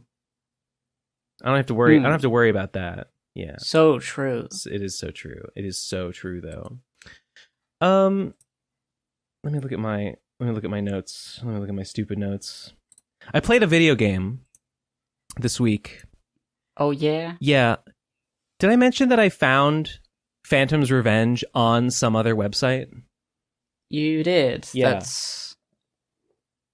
I mean, let me see if I could find it. Wait, no, I don't know if you did. You probably... I vaguely remember this, but I think it might... Oh. I might be confusing it for something else, but I don't know what else, so maybe I did hear it. Wait a minute. Okay, no, there's... no, I was thinking of the Runaway from Snakes was found on other websites because it didn't have a link. It didn't have my name or Charlie's name in the game itself. So there's no way to get like recognition for that. Oh, really? Damn. Yeah. That's stupid. So for the Pumpkin Alley, it starts with our names, and there's names like in the credits. So even if it's ends up on other sites, and I think it has the little demo we made for itch, we've still got credit. There's links within the game itself to things that we've done. Yeah, Phantom's Revenge is like that. It says it's by Ben Saint, and like there's links to like read the comic and stuff in it. So I'm not worried about it getting stolen or misattributed or whatever. Yeah, it's here on Softonic. On softonic.com, there is a web page, and they have their own write-up of the game. It's not, they didn't just copy paste my write-up. They wrote their own, which is kind of interesting. Here, I guess I'll just post the link. Why not? Apparently 68 people have downloaded it from this website, which is interesting. Free download. I mean, it's free anyway, so... Yeah, it's free on itch as well. Okay. From indie for game developer Ben Saint, so they do credit you. Yeah. They say developer Ben Saint over on the right side. You know, I mean, whatever. Like, I'm not upset about it. With its content and the variety of activities for you to do, Phantom's Revenge is a thoroughly enjoyable experience. True. Especially for indie gaming fans. So true. Ooh. It is somewhat comparable to Mother of Many or Limbo. Yeah. With a colorful and more graphic aesthetic to it. I read this write-up, and I went, first of all, Limbo sucks. Second of all, I was curious about Mother of Many, so I went and I downloaded Mother of Many, and I played it.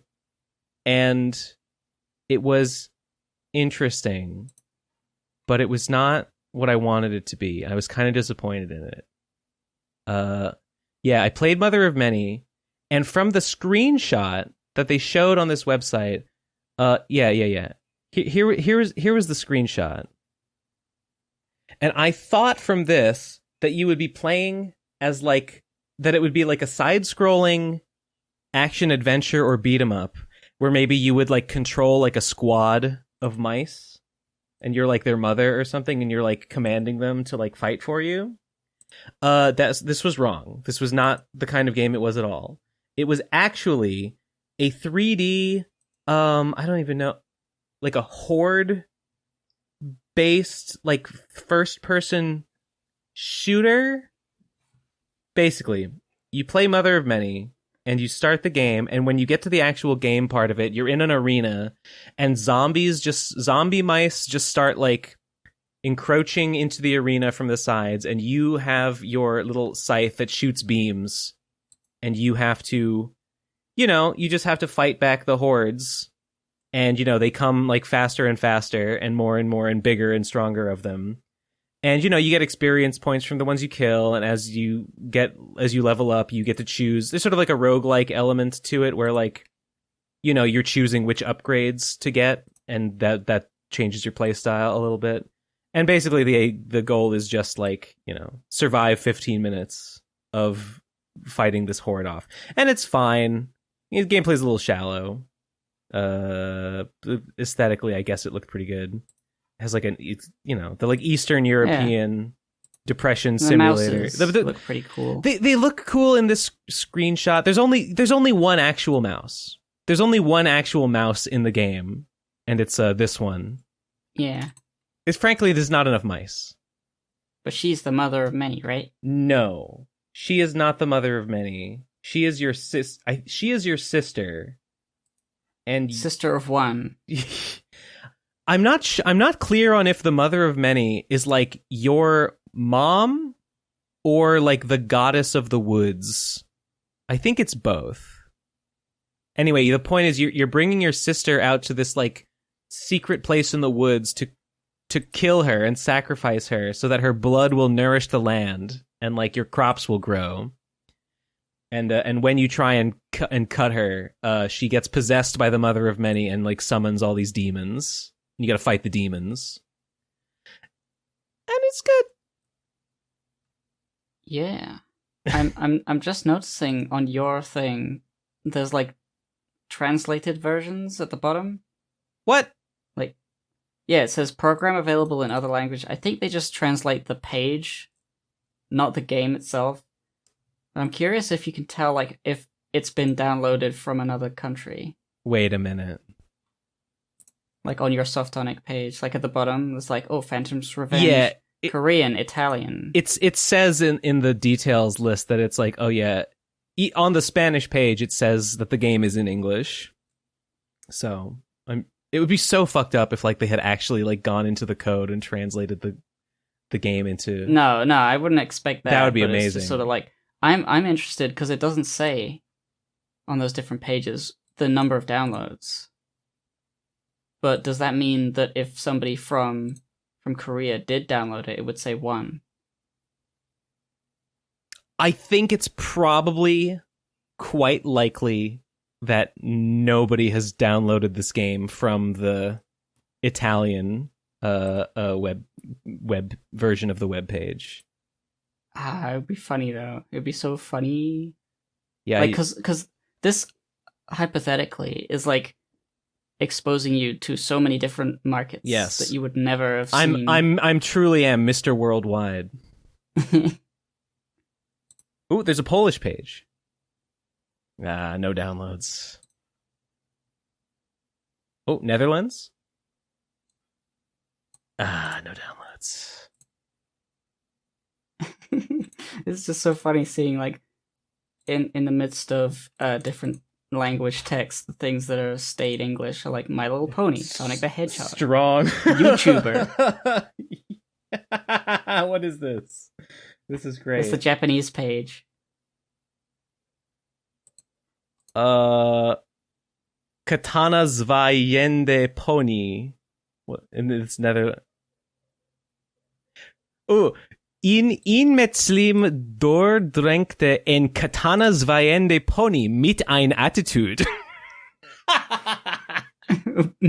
Pony with an attitude? A katana wielding pony with an attitude. I'm pretty sure is just exactly what the English version says. Oh yeah. Like what is a Vietnamese? Sure, why not? A pony slasher with a story. Wow, I didn't know Vietnamese looked like that. It's like mostly Arabic characters. Not Arabic. I'm thinking of Arabic numbers. Like, what are these characters called? They're not they're not like diacritics. Asian. You're talking about the ones with the weird like symbols above the letters. No, is there a way to like categorize like types of text? What? Like in Asian languages, they have like symbols like this, but a lot of European languages share letters like A, B, C. Vietnamese apparently has like stuff that looks more Western. I mean, I'm looking at what I think is the Vietnamese page, and it looks like all the letters are, basically, Arabic. Not Arabic. Yeah. Yeah, that's what I'm thinking. What's the word for that describing that? Did Vietnam just like not have their own like written language until they, or maybe they didn't have like an alphabetical language. Maybe they only had like a pictographic language. I don't know. Yeah, weird that they have this. This is their written system. What's up with that? What's up with that? What's up with that? I mean, I don't know that it's Vietnamese. It just has the thing VI next to it. I mean, it I'm says. like, what else could that be? Yeah. What else could it possibly be? I can't think of anything. Okay, French colonial rule of Vietnam led to the official adoption of the Vietnamese alphabet, which is based on Latin script. That's what I was thinking of. There we go. Interesting. So French are the reason for that. Now we know. They strike again. I have. Let me see. Have I gotten through my entire list yet?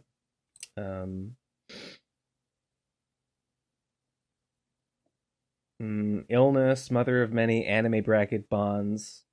website down. The last thing I want to say this week is that my website is down. Did you hear about this by any chance? Yeah. Yeah. Jesse DMCA.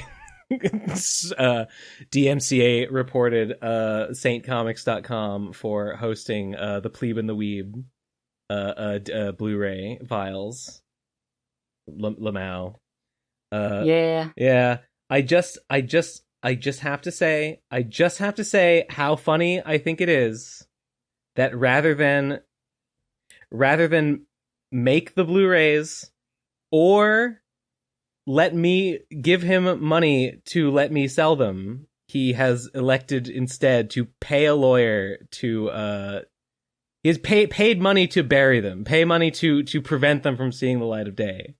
I know. Are you aware that I offered him a cut? That I said, just let me give you a cut of sales and let me keep selling, and he said no. I wasn't aware of that exchange. I guess it was in DMs. It was in DMs. It was in DMs. That would have been like maybe a month ago, or maybe two, something like that. Yeah.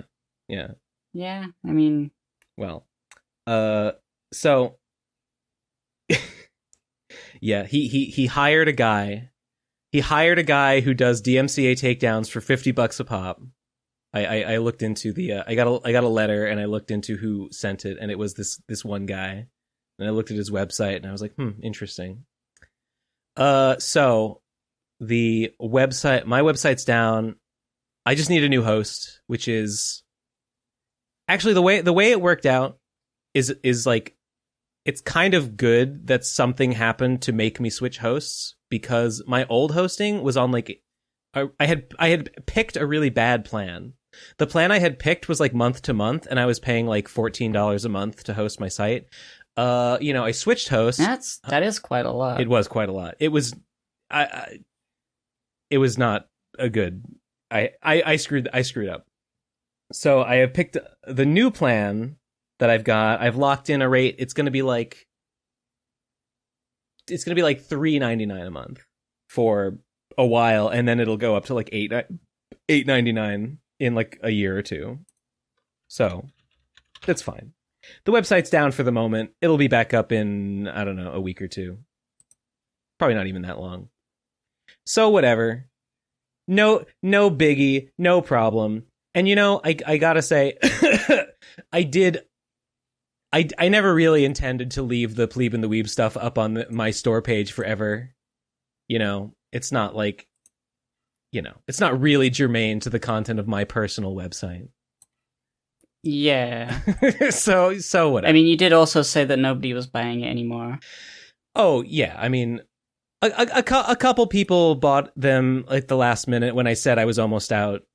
So my I had a couple copies left. I said, guys, I'm almost out. A handful more people bought them, and now I'm out, and so it's all good. But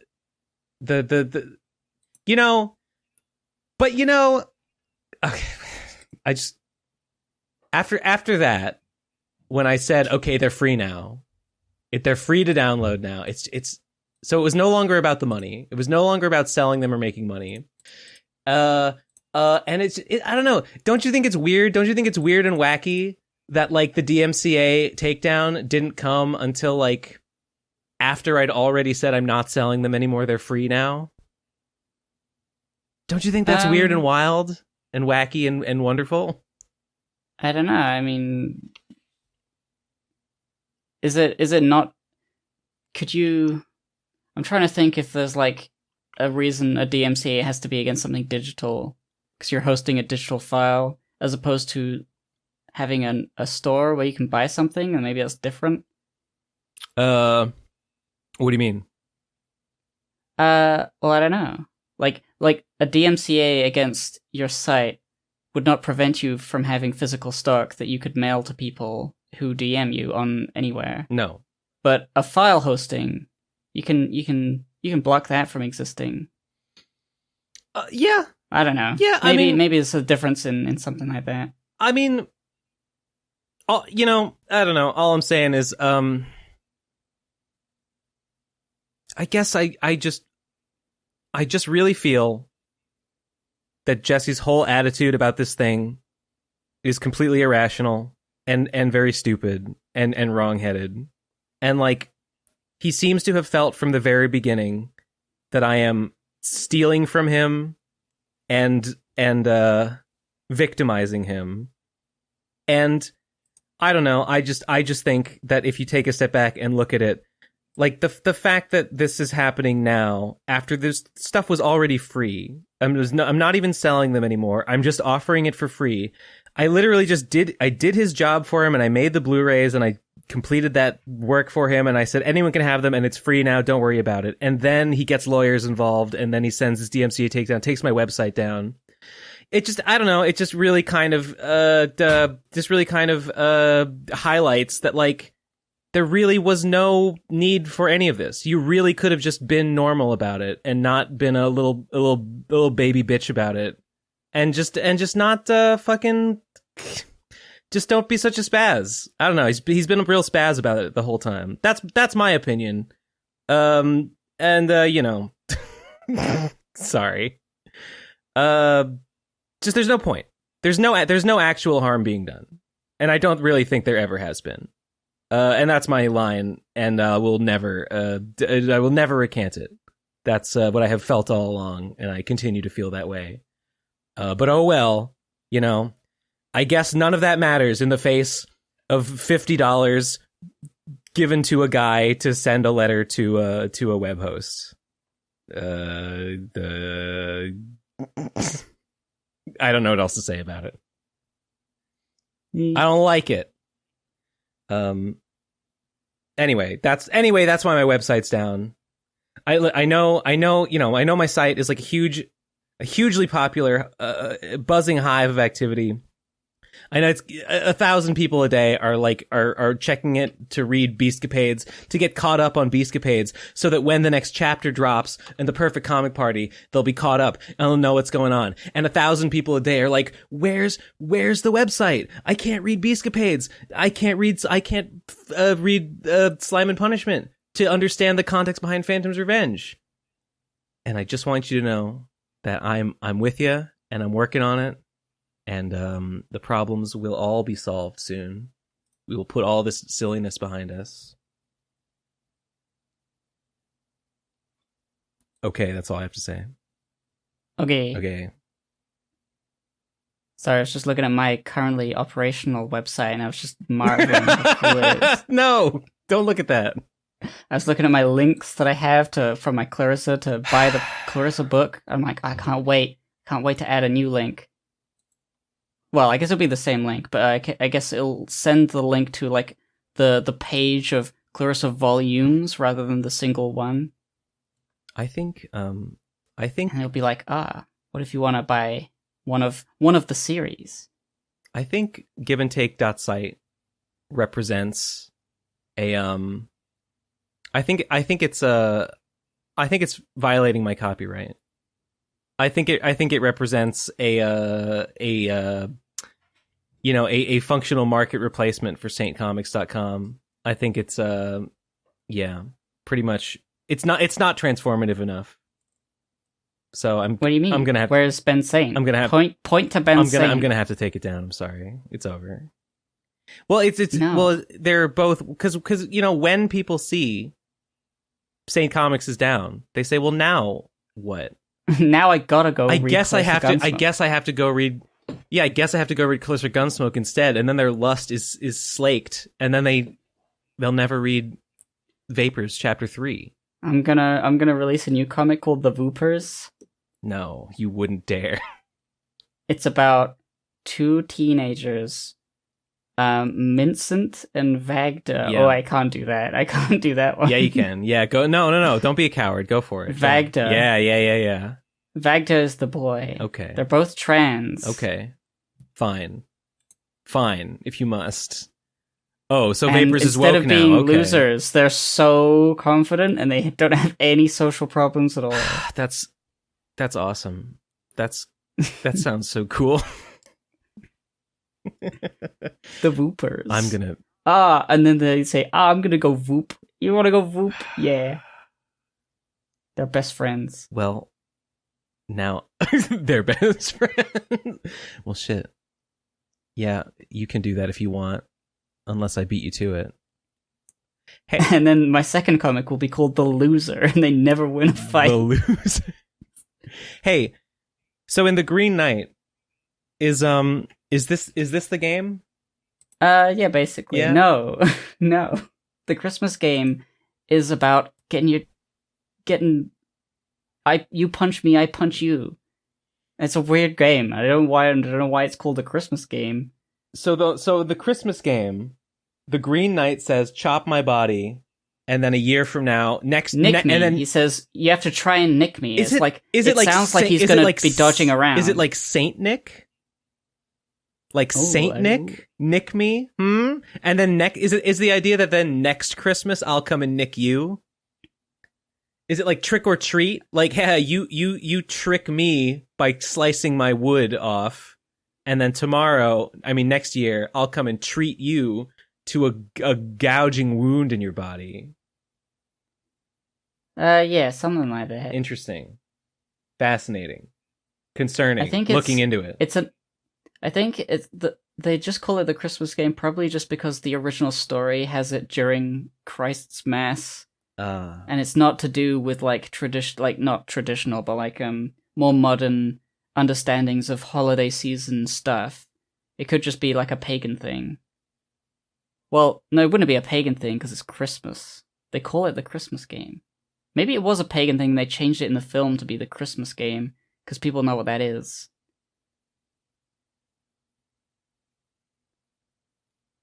Who cares? No, it would have been. Because isn't Gawain like one of the knights of the round?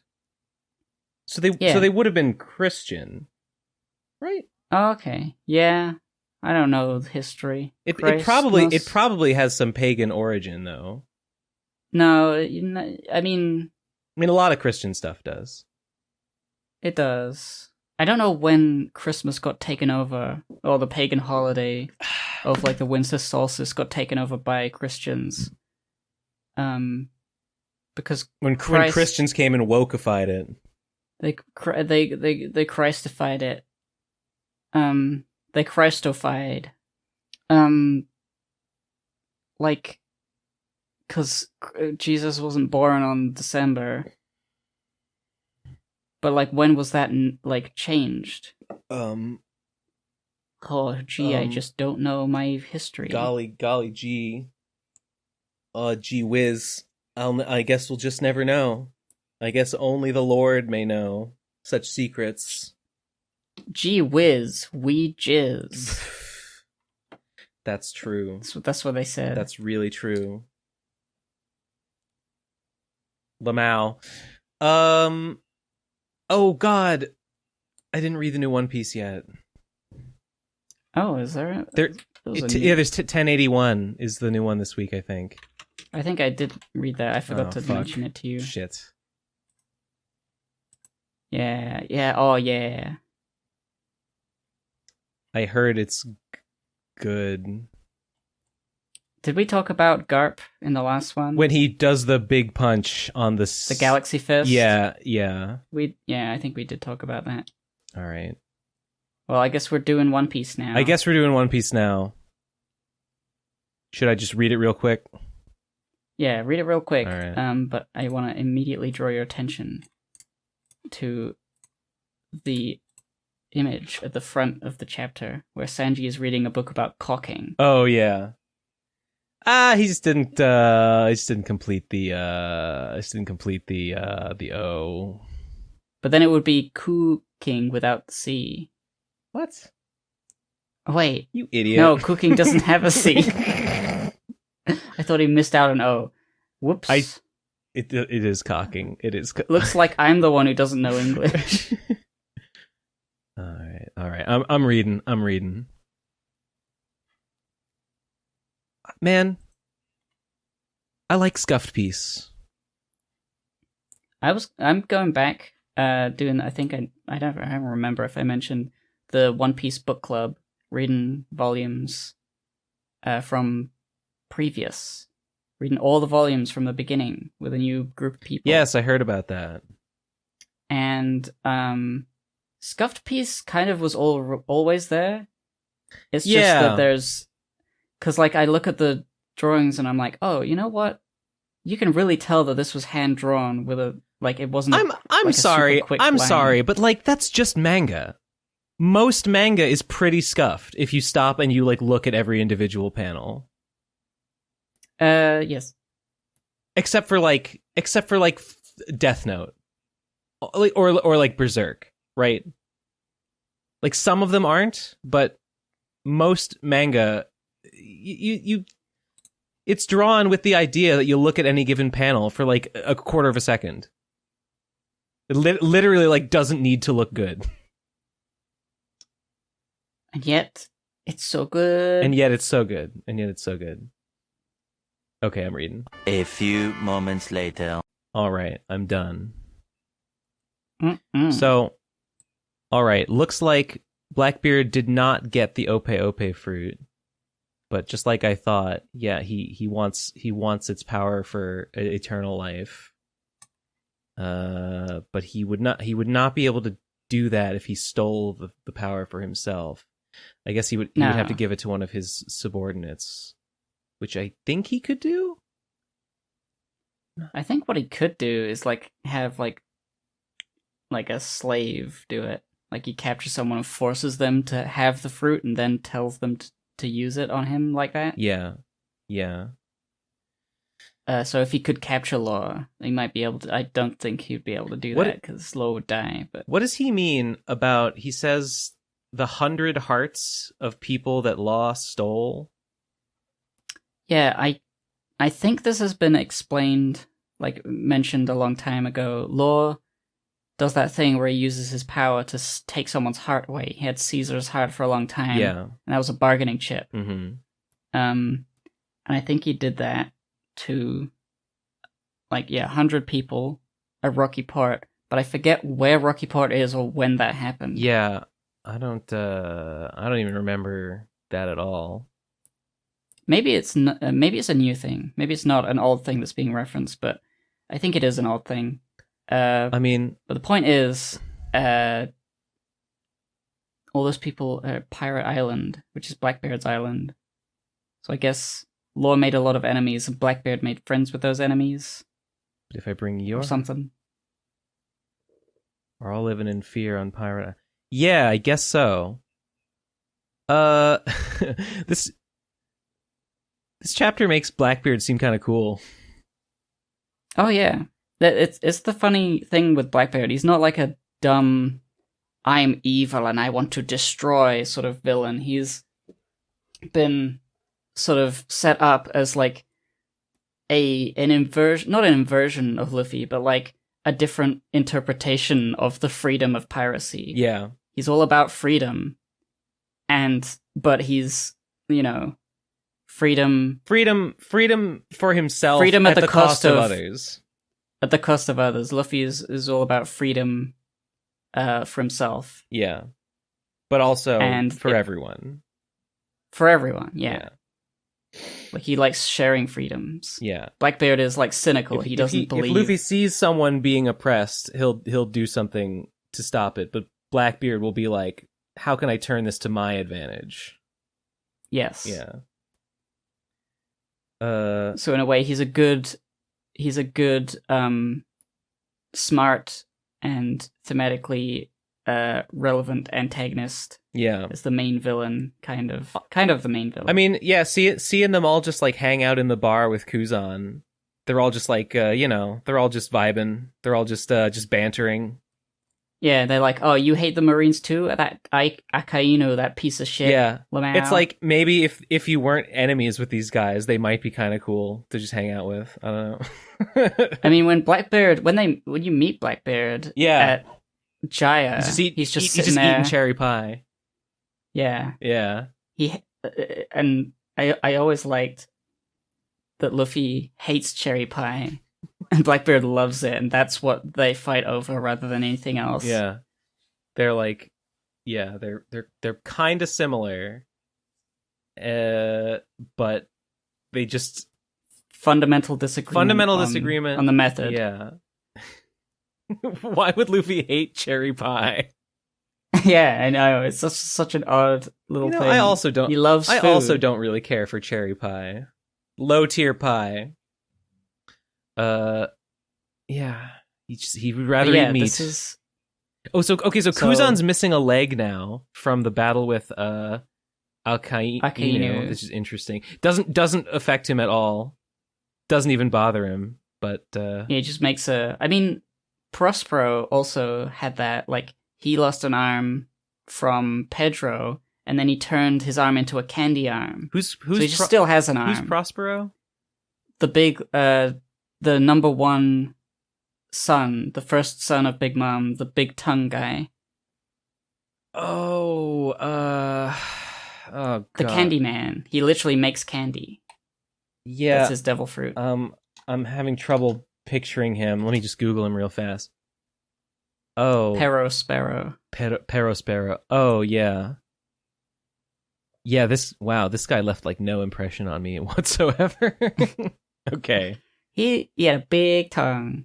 Sure, whatever. But yeah, but that's not even his real tongue. That's probably a candy tongue. Nah, of course it's his real tongue. He loves licking candy. Well, whomst among us? All right. So yeah, there's a few things. Starting off, yes. Garp lands with the ship, and he's like, fuck, I'm old. And, wow. He's so strong. He's so strong, and yet he's not as strong as he was. I like that trope. I enjoy that one. And then the cute girl with the gun gets turned to ice by Aokiji. Yes. Unfortunate. This is very unfortunate. And Aokiji is one of the Blackbeard pirates who is here rather than at, we presume, Egghead on the ship. Yeah, he says Teach is away. So maybe Teach. So maybe that means Teach is at Egghead. Yeah. So yeah, that's what I'm thinking. So the Teach, Blackbeard, and some other people who we haven't seen are on the ship, and Aokiji is not. He's here, and the whole thing with him joining the Blackbeard Pirates, we were wondering about this. I've been wondering about this for a long time. Like, why would he do that? Obviously, the fight with the Aokiji and leaving the Marines they say it's like over the Fleet Admiral position. I guess that's been said before. But I feel like it was probably more than just that. Like, I want the promotion. No, I want it. And then they fight like that. That seems a bit insane. It seemed like... it seems like just the hierarchy was just kind of in chaos at the time. And so, like, one of them will probably get it. And I'm sure it wasn't like an official, like, whoever wins the fight gets it. It's more just like, all right, we don't like each other. We don't want the other guy to become the new fleet admiral. There's nothing to do but just fight about it and, like, fuck the guy who loses. Yeah. I don't know what to think of Aokiji, because like I said last time, I don't think he's dumb. He doesn't seem like a heart on his sleeve kind of person. No. That thinks after he does stuff. No. But the way he's characterized here is that, he got into a fight with the other admiral over like a position in the military. And then he joins Blackbeard's crew on the, for like, presumably the protection and the freedom that piracy allows. And I'm like, that makes sense enough. But then, well, I guess it just does make sense. It just sort of is sad to see him do things that seems to make him look like a villain, like turning somebody to ice instantly. Okay, I know he's trying to protect. I mean, turning people to ice, like, he can turn him back. It's fine. I know. Freeze it. Blackbeard says, like, we all profit because, we all. Okay, the You got pirates all wrong. We ain't just a merry band of chums bumming around. We all profit from having our own agendas. That's what makes us pirates. Yes, and the Viz translation that I just read is different. It says, have you got the wrong idea about pirates? Nobody said we're all best friends here. The only thing pirates need is an alignment of interests. Which is, similar. So, I love this face, by the way. There's something so satisfying about this face. Oh, yeah. That I posted. Teach is a good face. He's a great design. I love his nose and his face. His eyes. Giant face is like so threatening. He's right up in there.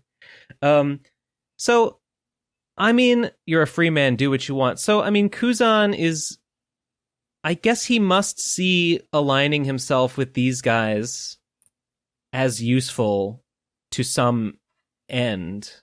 Yeah, I don't exactly that. know what his goal is right now. But I'm pretty sure that whatever his goal was, or continues to be, is very much involved with the reason that he got into such a catastrophic fight with Akainu,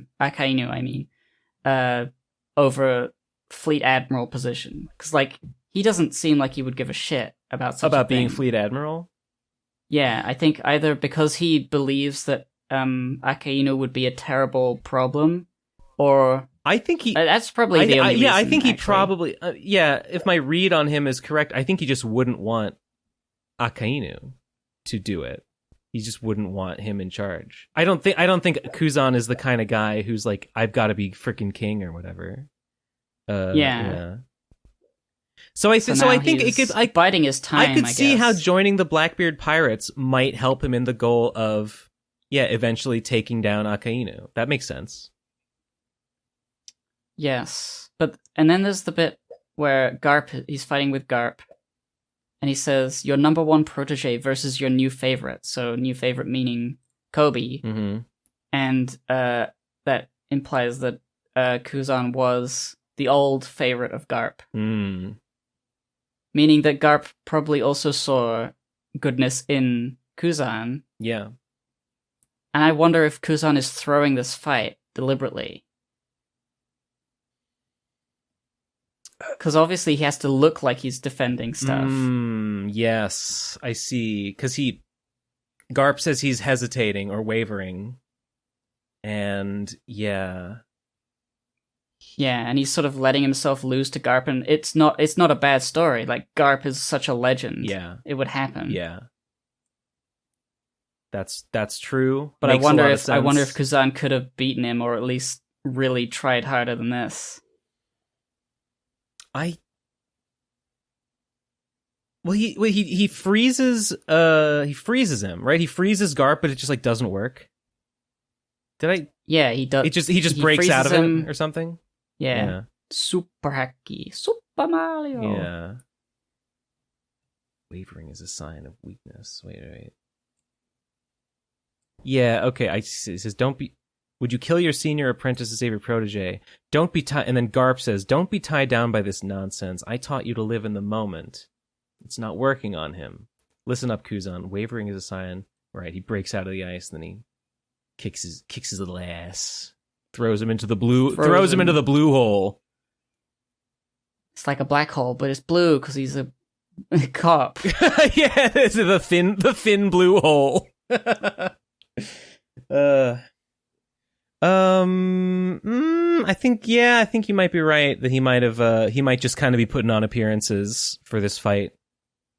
It's so funny how Blackbeard, I've been playing Battle Network Mega Man, and it's funny, every now and then your rival shows up, and your rival Chowd has Proto Man as his Navi, and occasionally he'll say something like this. He'll be like, Proto Man will be like, me and Chowd aren't friends. I'm just his I dutifully serve him as his program. And Mega Man will be like, but me and Lan, we're best friends and brothers, and we share our DNA, and we love each other in a platonic way. And Proto Man will be like, that's gay, bro. And Chowd will be like, yeah, it's totally gay. I don't think Proto Man's hot at all. And Proto will be like, yeah, I don't think Chowd's hot either. Also, he's like 11 years old, so it's weird to even talk like that. Okay, bye. Insisting like, me and my coworkers, we're not friends. We're just here to get our shit done and make a ton of money. It's like, I get it. Is it a little sad? Is it a little sad to be like, yeah, I pretty much hang out with these guys 24/7. We hang out on a ship together. Maybe that's true. Maybe that's not true. Maybe they're not always on a ship together. I guess they have a whole island now. They probably don't even have to hang out together unless they really want to. Well, I mean, the Blackbeard pirates seem like chummy. I don't think they seem like cold co-workers. They can have a beer and they can have a laugh. Yeah. And they can enjoy a victory together. But, like, ultimately, they're in it not for friendship. They're in it for power. Yeah. Yeah. But they can get power by being together. So it's a kind of, it's not unemotional. That's what the PCP was supposed to be. Yeah. We were supposed to kill the government and yet it's still there. The government it's not moved. Hasn't moved an inch. And now they've elected the real-life version of Akainu, Joe Biden. And there's nothing we can do about it. We were supposed to stop this. We could. He's got his magma powers. Yeah. Joe. Joe. It's Jover. It is Jover. Let's see. Okay. What else to... Well, the next thing in the chapter is that we see that I predicted, and is pretty obvious, but I predicted Law getting defeated. Yes, defeated just like Kid. Yeah. Just like Kid. Damn. Blackbeard has defeated Law. On Winter Island. I don't know if that was the name of the island they were at before. I guess it must have been, because if it was like the one depicted before, where like Law was briefly turned into a woman for that one panel. Good times. Do you remember that? I vaguely remember that, yeah. Yeah, it's a little like, haha, we're fighting, and this is the result. Was he turned into a woman by... Doc Q with his trans disease bullet or whatever it was. I was thinking it was... Is it Ivanovich is the one that can turn you into a woman? Ivankov? Ivankovich. Right. Yeah. Ivankov, yeah. Fucking Doc Q. Doc Q has freaking... hormone fruit. Is that really what it is? Yeah, the hormone fruit. Hilarious. Doc Q has, like, weaponized, like, estrogen bullets. Amazing. Yeah. And they say, it's only temporary. It's just to freak him out a little. It's just to make him a little freaked out. Just to make him all weird and shit. So that we can gain the upper hand. It was like... It worked. Shut up. You just wanted to draw Laura as a girl. Wait a minute. Well, would that have happened like a long time ago? Because, I mean, if Doc Q shot Law, then, I mean, is that the same encounter that led to his submarine being destroyed? I mean, I'm assuming that. I can't remember. I don't think there's enough landmarks in these panels to determine whether it's the same island. All I know is they were fighting. We didn't see the resolution of that fight, and here is a resolution of a fight between Blackbeard and Law. I think it makes sense that it's the same thing. Yeah. Meaning this would have happened a little while ago, but not that long ago. I mean, if he was already getting shot by Doc Q, I have to imagine that was... I don't remember if it was a bullet. It may have been like a gas or something. Okay, but he was fighting... A bunch of the crew was like but that. Doc Q was there, and they were having a battle, so, I mean... Yeah. Blackbeard must have showed up later. No, Blackbeard was there during it. Okay, so this is... They were in the throes of a fight. It was just we didn't see what happened. Okay, so this is what happened.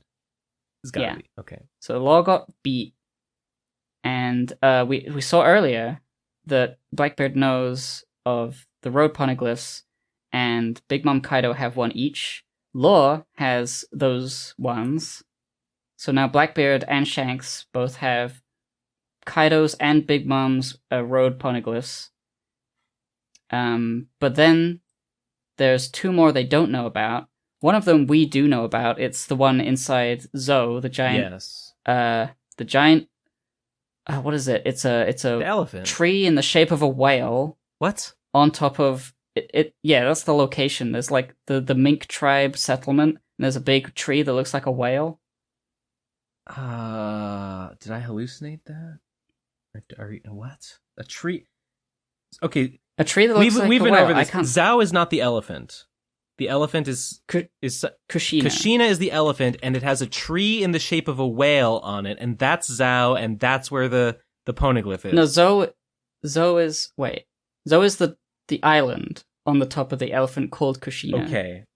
And then And on in Zoe there is a tree shaped like a whale. And in that tree what? there is a poneglyph.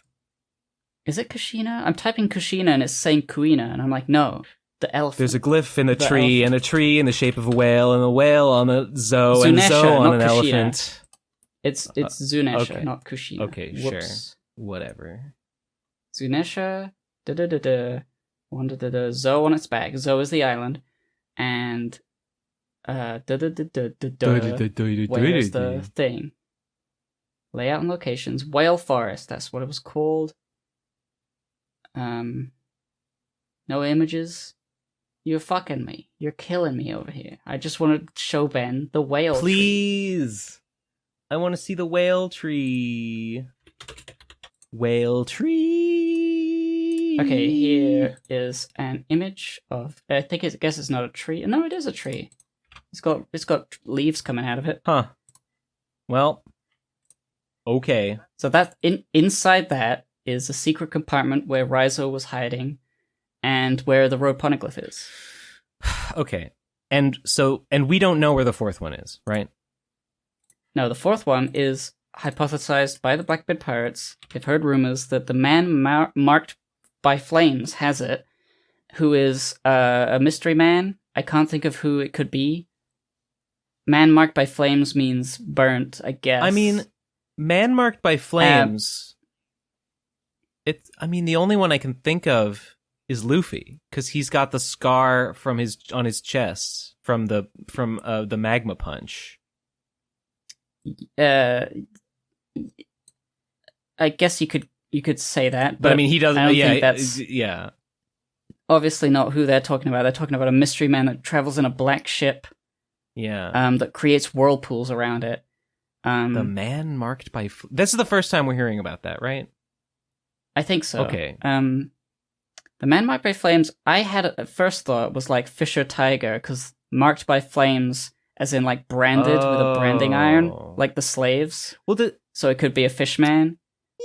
Yeah.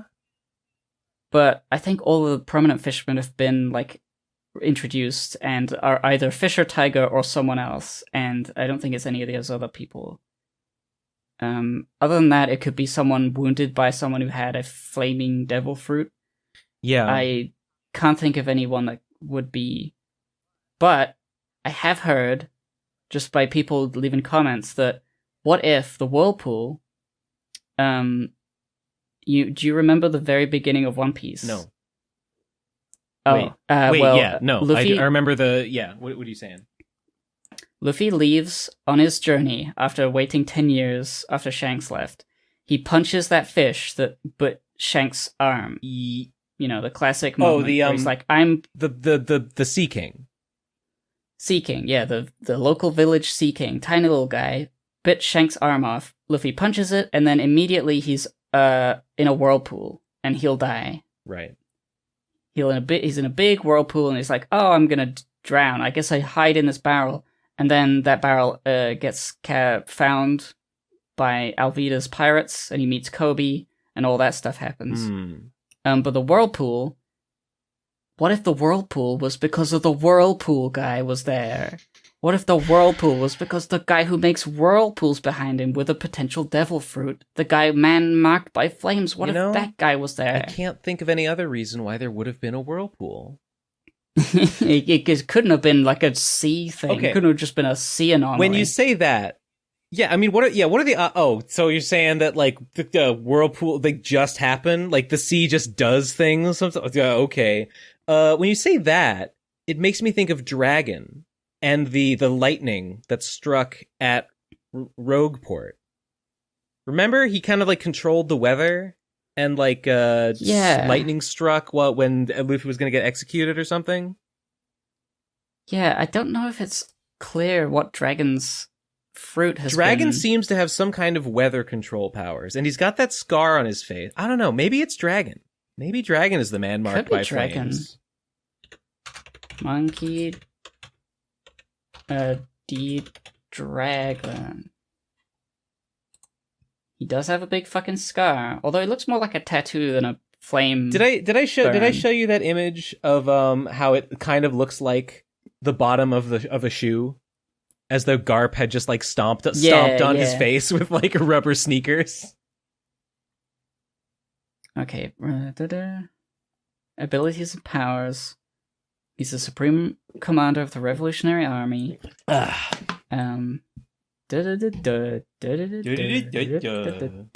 love One Piece.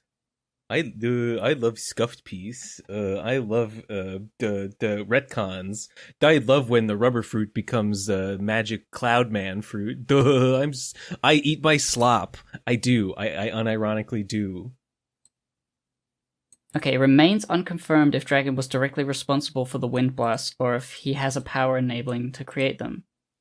So we don't actually know if he has a fruit. We don't know anything about his powers.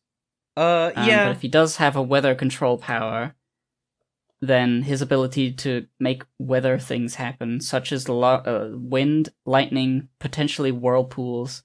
The reason I don't think it's Dragon is just because the rumor of the guy traveling around in a black ship, they would just like the Black Pearl from the fucking Pirates of the Caribbean. Do you think that it's just like a totally new guy that we haven't seen before? I think it's got no real reason to be a guy we know. Yeah.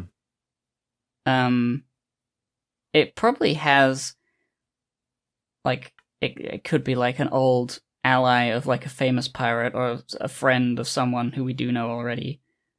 Like, oh, maybe Rayleigh knows him, or I don't know. I think the clue would be the fact that at the bottom of the ocean near Fishman Island, where it used to be, this red poneglyph used to be there, and there's in its place a poneglyph that is an apology letter saying, sorry, I had to move this. Wait. Say that again? There's an apology poneglyph. It's just written as like, sorry, I gotta take. I think that's what it was. Wait. Where? Huh? I'm sorry? At the bottom, at Fishman Island. There's an apology poneglyph. They go from who? We don't know. Do we know what it's? I'm sorry. Can you explain this to me like I am stupid? Because I don't remember what you're talking about. I looked at it a few weeks ago, and I need to relook at it just to remember. So the poneglyphs we know about. Sea Forest, Ryugu Kingdom, Fishman Island. Alright. Nico Robin initially believed this poneglyph held vital information to understanding the Void Century. However, upon finding it, she noted that it was different from the other poneglyphs she had found, reading more like an apology letter than a historical text. The message was written by a man from the surface known as Joy Boy. Okay, so Joy Boy wrote this poneglyph. In the message, he apologized to the people of Fishman Island for breaking part of his promise, which involved returning to Fishman Island to carry out Noah's purpose. Okay, so that's not what I was thinking. Returning to Fishman Island to carry out Noah's purpose. So he apologized for not doing that, or he said he would do that? Huh. Yeah, something about Noah, the gigantic ship. I was going to say, okay, Noah's the giant ship, right? Okay, no, yes, here it is. At least 25 years ago, this is the fourth red road poneglyph. At least 25 years ago, this poneglyph was located at the Sea Forest next to Joy Boy's apology message. At a certain point later, the road poneglyph whereabouts became unknown, and it is currently considered lost. And then there's a speculation. However, it's speculated to be in the position of Hino Kizo. Who's that? Hino Kizo is the... Oh, Hinokizu is the name given to a mysterious man possessing a burn sky. So it's the man marked by flames. Hino Izo. Hinokizu. Hinokizu. So yeah, it used to be right next to Joy Boy's apology message, next to Fishman Island, at some point 25 years ago. Yeah, I mean, someone like Fisher Tiger kind of makes sense. I don't know if Fisher Tiger's even alive, but yeah, it's a mysterious man, and that's all we know. But we know it used to be under Fishman Island, so if there's any clues, it would be some relation to Fishman Island. Marked by flames, I immediately think of the Sun Pirates, the burns, the branding iron turned into a pirate emblem. Yeah. But I just don't know. I don't know how you could make that work with Fisher Tiger. Or it could be just some other pirate crew member from that crew, but I don't know. Why would he do that? I guess a fisherman might have the ability to do fisherman karate and make whirlpools. Yeah, probably. The Blackbeard pirates were hypothesizing that it was a devil fruit power, and it might not be. It might be a fisherman karate technique. Something that Jinbei could learn. Oh, finally! Oh, our helmsman. We can level up our helmsman. You can get a power. Yes. Okay. All right. So, probably not gonna crack this mystery. No. Yeah. Oh man. I'm gonna say it's a fishman. That's my vague guess. That it's at least a fishman. Because how could he move it from under the ocean? How they gonna move it? Well, okay, we don't know that the guy who's got it now is the same guy who took it in the first place. So even if a fishman took it, he might have given it to some other guy, this guy marked by flames. Or maybe that guy stole it from the other guy. It could be a fishman. I don't know. Seems like it really could be anything. Oh yeah, Fisher Tiger died from bloodlust after being ambushed and shot by a squad of Marines. Oh no, he died? Oh. Yes. Cringe. Why? What a cool guy. Why do guy. all the good ones die? What a cool guy. He was like, yeah, I'm racist, but I get that I shouldn't be, so I'm not gonna let it. Not was he racist? Yeah, I thought he was definitely just hated humans. There's definitely a part where he's like, I hate humans. I'll never be able to stop hating humans because of what they did to me. But I understand that a future where humans and Fishman can cooperate is preferable. So I'm not gonna outlaw them or anything. There was something like that. But yeah, he himself was yes, I cannot get over my hatred of humans. I'm reading, and it says, even though he hated humans according to Hancock, he did not discriminate against them when it came to slavery, and liberated every one of them during his raid of Marijois. That's pretty cool. He hates humans, but he hates the institution of slavery even more. It was pretty reasonable. Yes. He did not believe in revenge on humans for their discrimination. He just doesn't like them. Just is racist against them. Sure. And I mean, whomst among us? His compassion to humans was further demonstrated when he vowed to take a child who was a former slave back to her hometown, going as far as to mark her with his own Jolly Roger to lift the burden of slavery off her back. Yes, I remember that. Koala was the name of the girl. Right.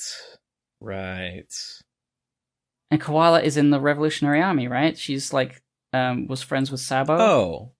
Yeah. That's the girl. The Fisher Tiger girl. I remember now. Sounds right. Yeah. Hey, yeah. Koala, One Piece. Let me. Oh, she's got that steampunk hat. Yeah, that was the girl that Fisher Tiger did something with. He brought her back to her hometown, despite being a lowly little human. Well, the P-human. You ever watch the English dub? The 4Kids dub? You know that in the 4Kids dub, Arlong calls humans P-humans. Because they stink, get it? He would do that. He would. And he did. Oh, you can play as Koala in One Piece Super Grand Battle X. Oh, I gotta buy it. Holy shit. Bro! Check this out. You're not gonna believe this. Sigh. Oh, She's got chopperified. Oh. Her head is way too big. what's Simsy saying?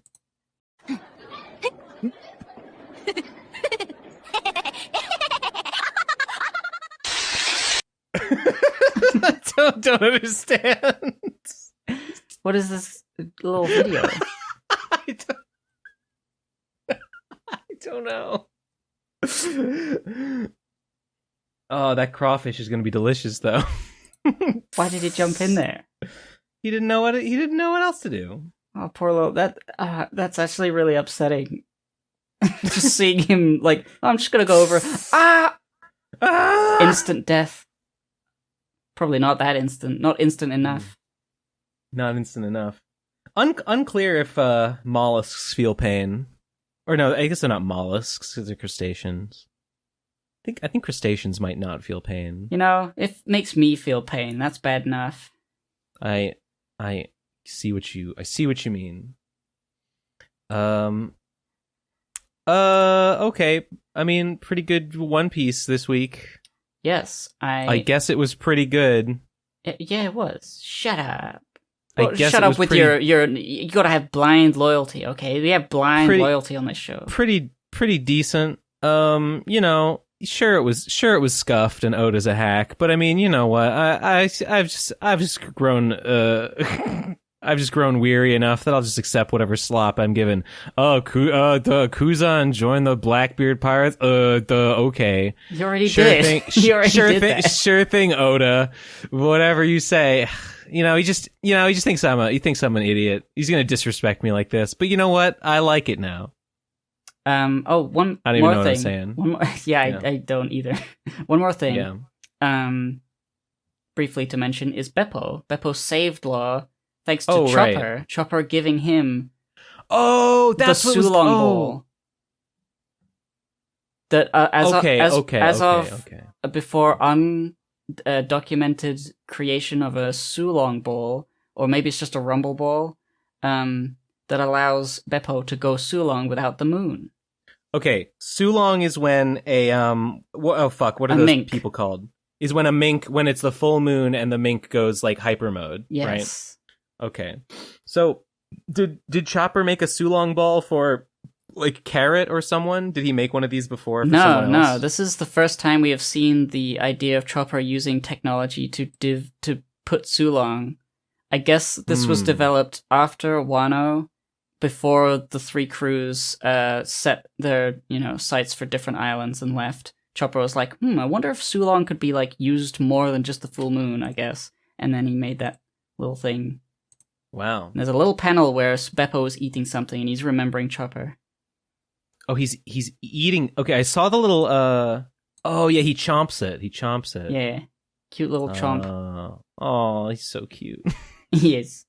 Beppo. Beppo. And he turns into this giant flaming bear beast. Yes. It's really cool, actually. Yeah, okay, I wasn't sure what was going on with the little Chopper bubble. I see. Yes, he made a Sulong ball, of course. Makes sense. So Beppo saves the captain. Yeah. Finally, He was- Beppo has done something. Every instance we've He seen did. Beppo, he's been like He's a just cute... standing there. He's just been a cute, funny bear who's always scared, and Law presumably likes him because he's cute. Yeah. And Understandable. I've just remembered, because he mentions like the freezing ports of the North Blue, because he's from North Blue. It's probably just because Law was in the cold area and he met a bear, and a bear was like, I'm a little bear," and Law was like, join my crew." And so they've been buddies forever. So this is heartwarming.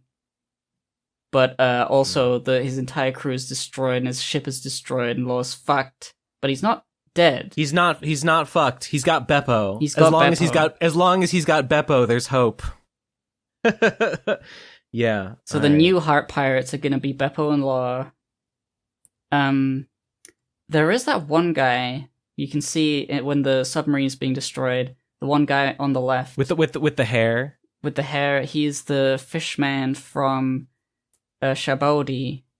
I remember him joining the the Heart Pirates crew after being saved by Law during all that hubbub. Man, a submarine is awesome. It is. It's awesome to have a submarine as your pirate ship. It's so cool. Pretty cowardly though. You can't show off your big flag if you're underwater.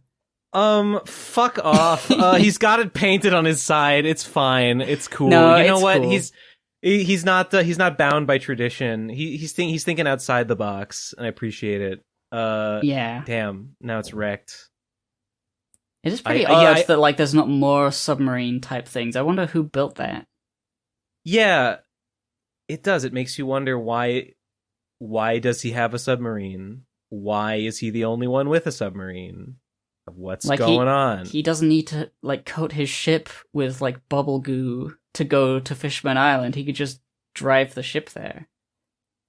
It seems like the ship can surface. Like it's upside down in this panel, but it seems like there's like decks that you could stand on and stuff. Like if it were on. So like yeah, it can come up and hang out on the surface if it wants to. I don't remember seeing it before. I'm sure we've seen it before.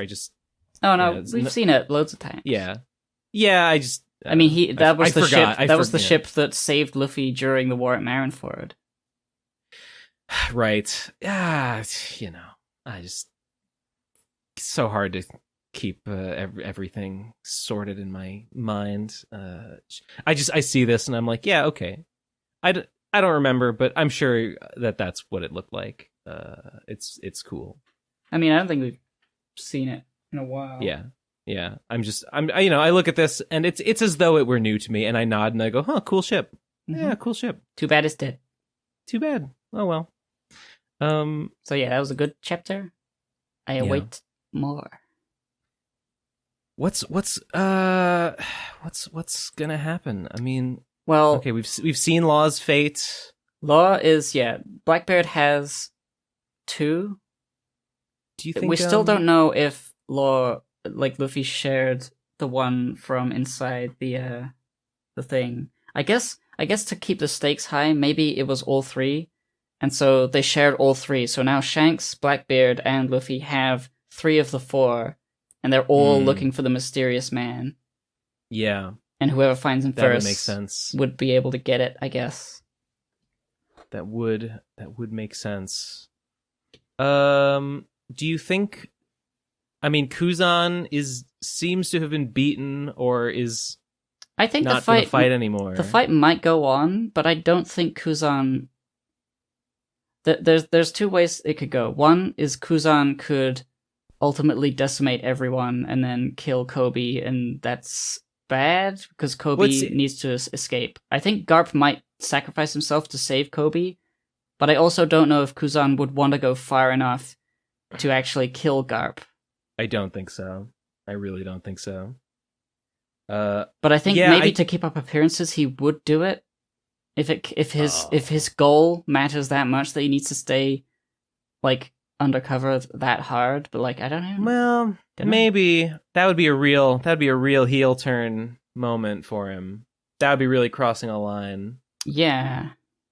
I think it seems like he's done, and it seems like his powers don't work on Garp, and like he hesitated, and it doesn't seem like he's fighting at full strength. I don't know. Do you think Garp is Garp just gonna run wild and just like beat the freaking crew? I don't think he can't beat the entirety of the Blackbeard crew, other than like he can't beat like 4 Blackbeard guys. No, I don't think so. Yeah, especially since one of them is the island they're standing on. I think they're probably gonna be. I think probably because Kuzan is sort of throwing. I think he's probably they're gonna get away with Kobe. Yeah, I think Kobe's gonna survive. I don't know if Garp is, but I think Kobe is gonna survive. Yeah, I could see Garp dying, but not from Kuzan. One of the other guys might get him. Yeah, and Kuzan wouldn't be able to help Garp without ruining everything for himself. Possibly. Well, because Garp couldn't save Ace because he had to stand by and be like, oh, I couldn't couldn't do anything. They were executing ace. I just couldn't do anything. I'm a Marine. That's my job. I just had to stand there and watch. And Kuzan would be like, well, I'm a Blackbeard. You know, I just had to stand there and watch while they killed my old master. Well, them's the breaks, I guess. Would kind of be a sort of fitting end for Garp in a way, I guess. I mean, Garp's old. You know, he deserves to die for being old.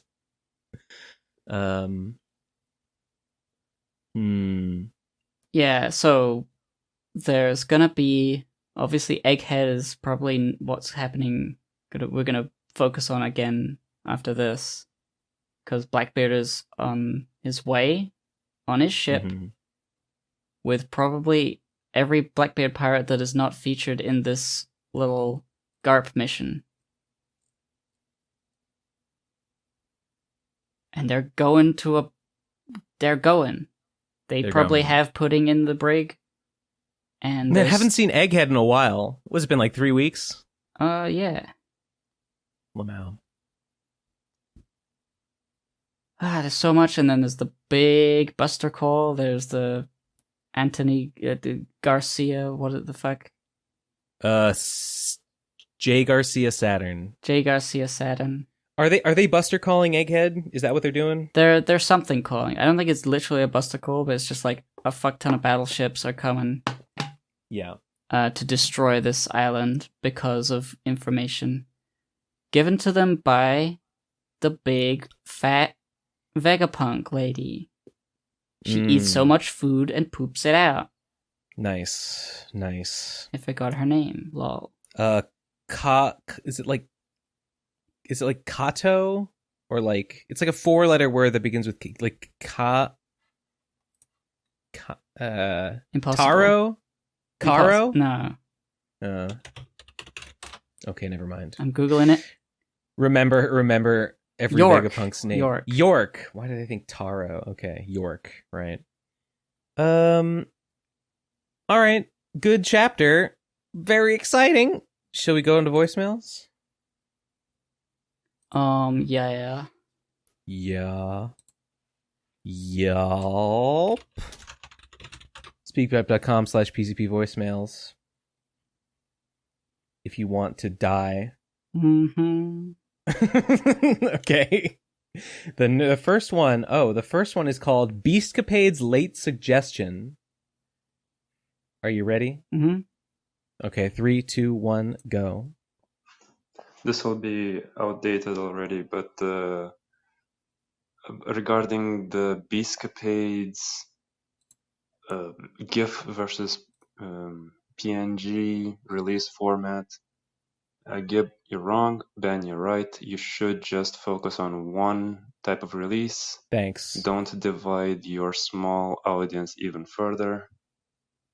Don't rely on multiple people being like, "Oh, I want to see that again," and just put a lot of effort into something that's gonna satisfy 2 people. Sorry if this is too authoritative. The other one, That's fine. You can do that.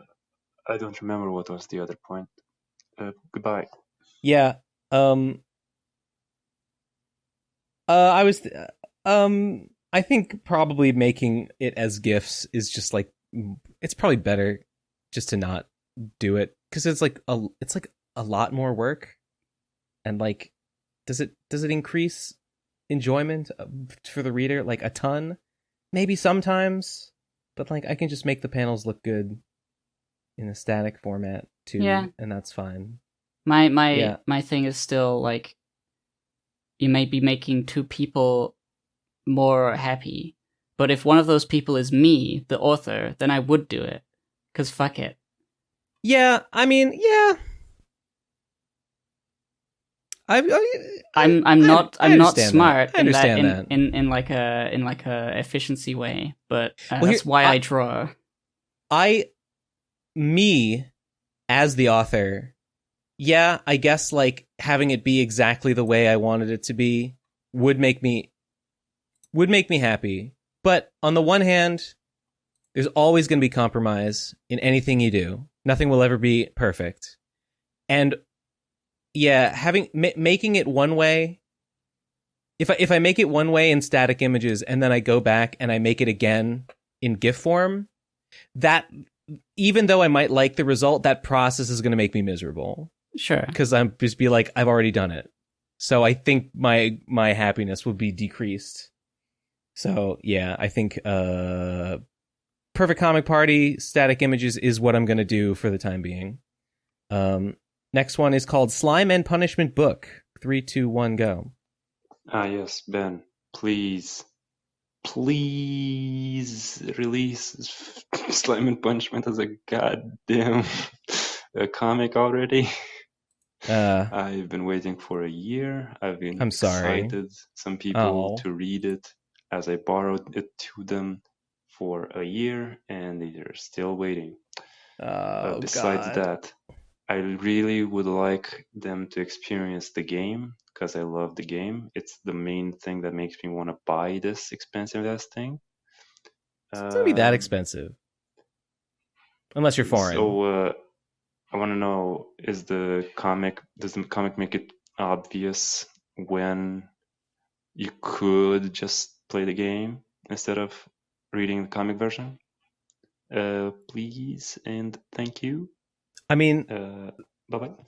I mean, there's a section of the comic where the panels are like in-game shots. So like, yeah, it's really clear what part is the game and what part is not.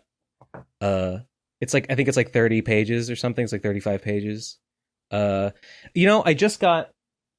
just this week, it was late. I ordered from Etsy a piece of fluorescent pink fabric to be my my blacklight green screen for that shot I wanted to do for the trailer. I finally got it on 2 days ago on Friday, and it's hanging on my wall now. So I'm going to finish that Beastcapades chapter, and then as soon as Beastcapades chapter is done, I'm going to film that scene and try to make a trailer out of it. Nice. And I should have everything I need for it now. Pretty cool. Progress continues, even though never as fast as I would like. Next one is called I Am Mean at the End. I'm Sorry. 3, 2, 1, go. About that guy that got canceled because he asked for sex twice.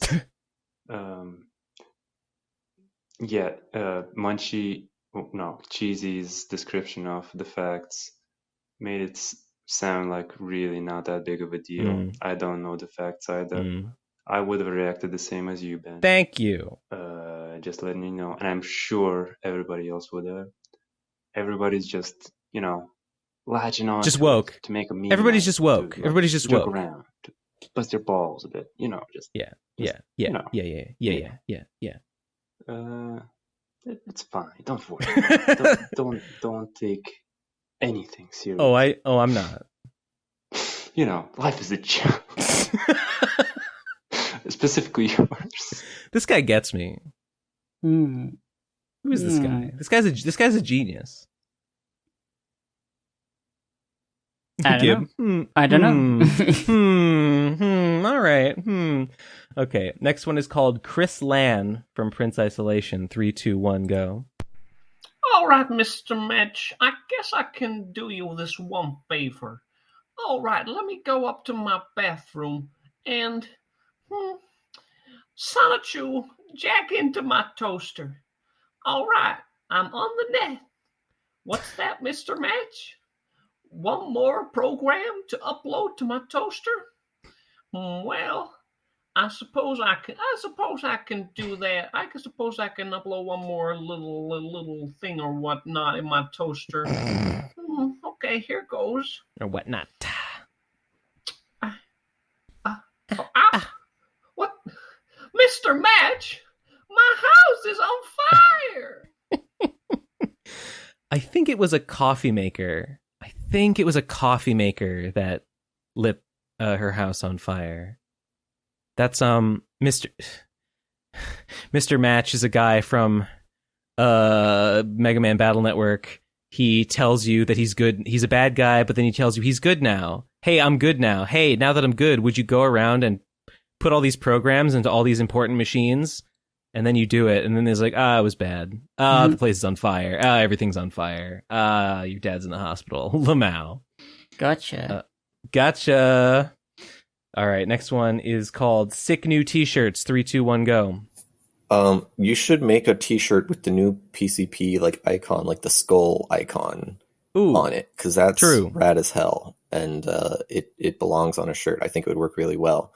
I've noticed that the old TPC logo shirt has it as like just a really big image on the shirt, which I think maybe would work better for the skull. I don't think it worked well for that one. I think it would have been better as like a breast, like the small image on the breast area. You know what I'm talking about. I know exactly what you're talking about. For the skull, maybe that one would work with both of those formats. I don't know. I'm just telling you what I want to see. I'm just telling you what I want to see so I can give you money. You know what? I think he's right. No reason not to make a shirt with the new branding. Yeah. Okay. Can I get a bigger cut because I made the logo? Artist privilege.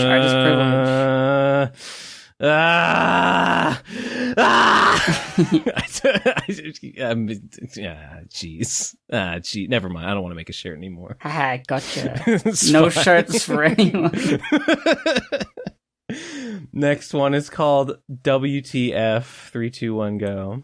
What the fuck, Ben Saint? How the hell did you look at $2,000 for Americans and think that's way too much? And chalked it up the stock market, some bullshit deficits. You really said, fuck your rent and the fact that you're essential. In some ways you're worse than Reagan and Thatcher. What? Because at least the latter two are already dead. 2023 only just even started and you're already making it worse. I hate you, Ben, and your stupid turtle face. I promise you that one day I'll piss on your grave. I hate you, Ben. What Fuck did you too, give and take. I don't know what I did. I don't know. He was singing a song and I could not, for the life of me, figure out what song. Was he talking about the COVID relief, $2,000 for Americans? When did I say that was too much? That's silly. Thanks for the voice. I don't even know why. Why would you say these things? Okay. Next one is called, it's an image. Okay, let's take a look. It's an image. Okay.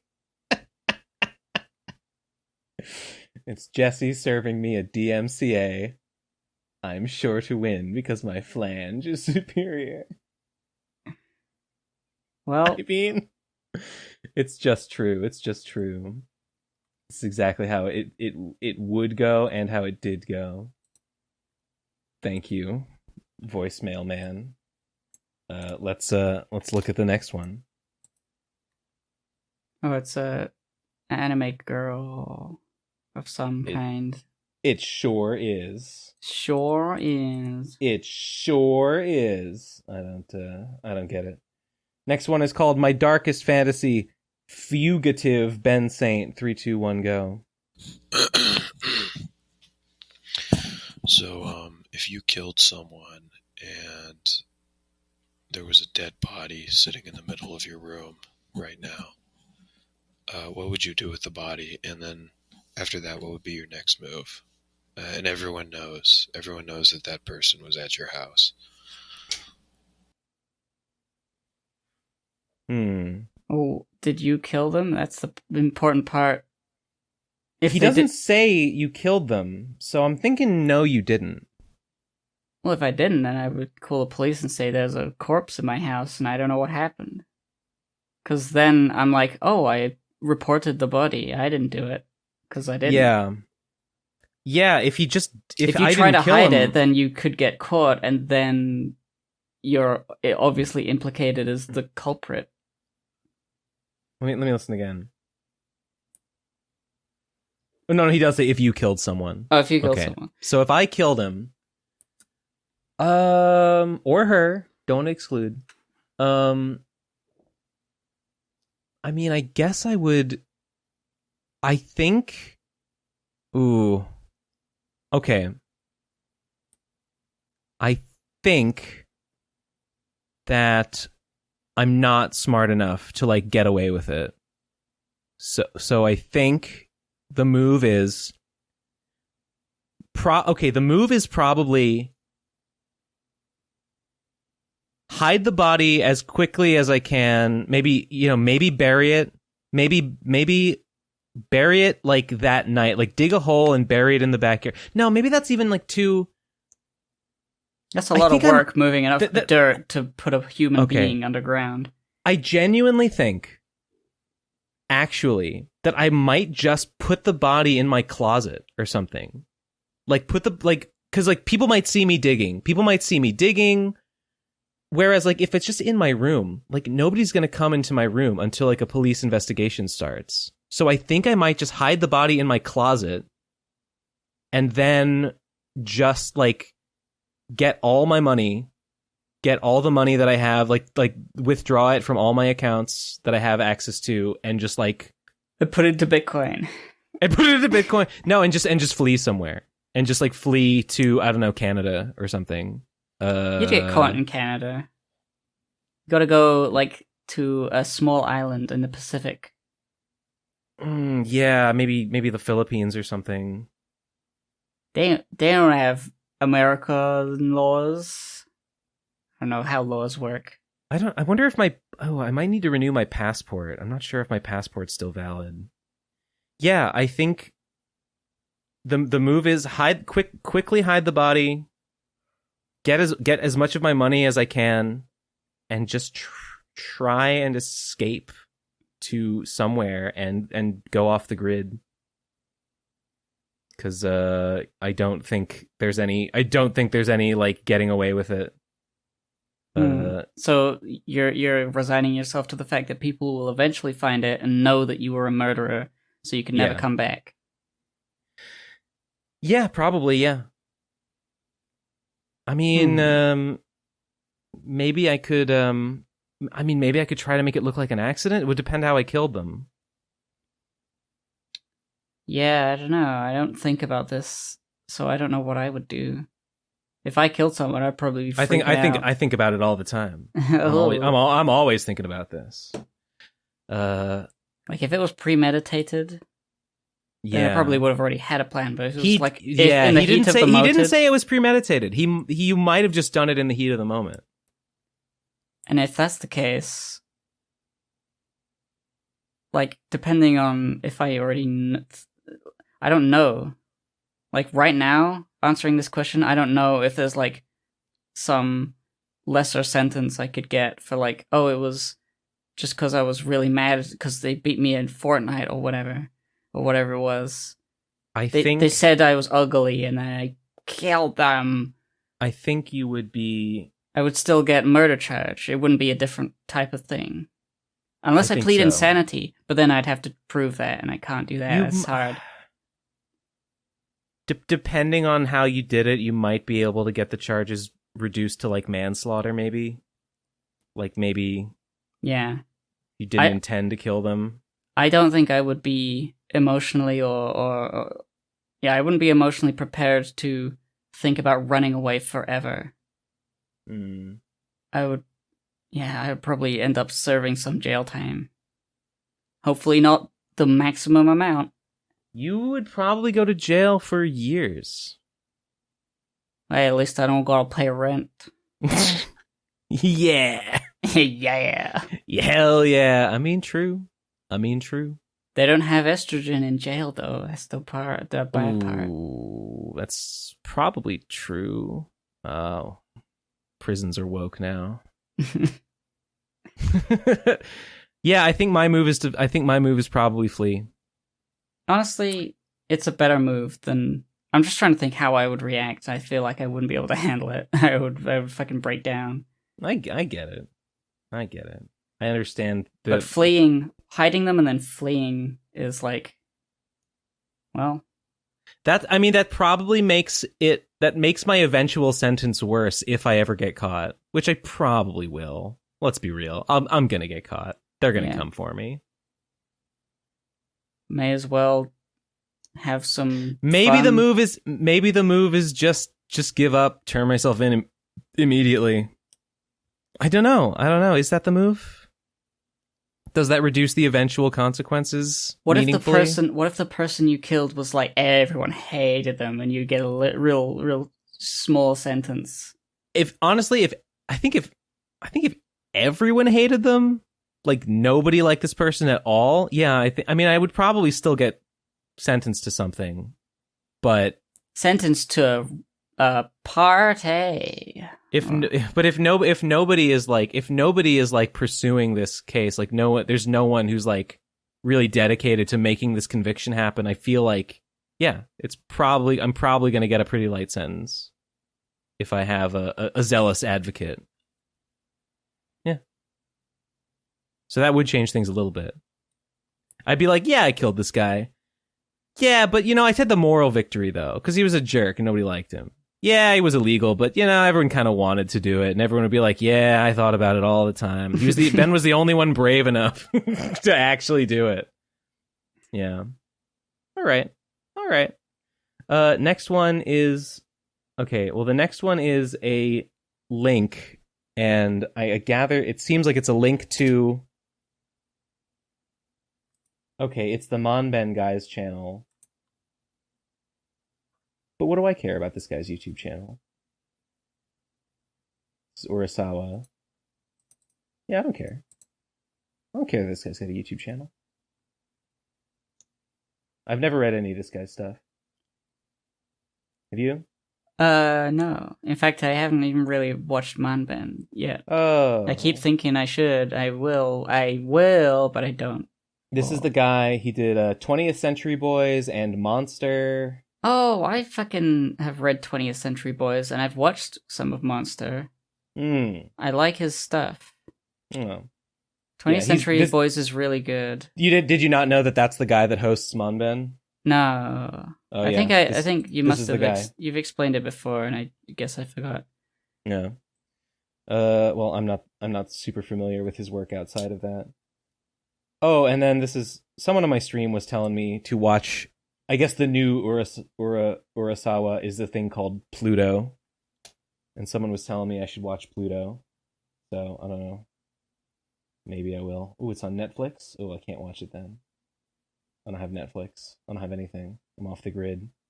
I'm off the grid in case I ever kill someone and they need to escape really fast. So it won't be that much of a culture shock. If you kill someone and you have a Netflix account, it's all over. Yeah, that's how they'll get you. Like, oh, but I really want to watch Pluto though. I'll see where he's signing in from Canada. Go, get him. All right, next one is called "Is This the End?" 3, 2, 1, go. Present day, present time. Ha ha ha ha ha. Ben Saint is planning on abandoning communism and getting profit from others' comics. Jibon Take is planning on helping Ben come out of the closet and become a woman Ben was always destined to be. Red Kondojin finally came out, killing most of the PCP watcher base. Half of them died from heart failure, another half died from nosebleed. Elvis just finally got paid. Good for him. False. Cheesy. Oh wait, no, yes, true. The edgy tweets has grown soft and vulnerable. Oblivion Fall was sucked into the giant mommy milkers, and the good voicemails were no more. And Cybershell, the last good YouTuber, was nowhere to be found. This is it. This is the end. The Batman is dead. The podcast is dead. And I am the last one standing here, laughing like a lunatic. Give me a headache. Is that the Joker, baby? I don't know. I think it's the Joker from something. I think he meant Jesse got paid from the RadCon funds, which is technically true. Yes, technically true. Yes, we all got paid. Even the people I don't like got paid from the PCP, from the RadCon funds. I couldn't do anything about it. What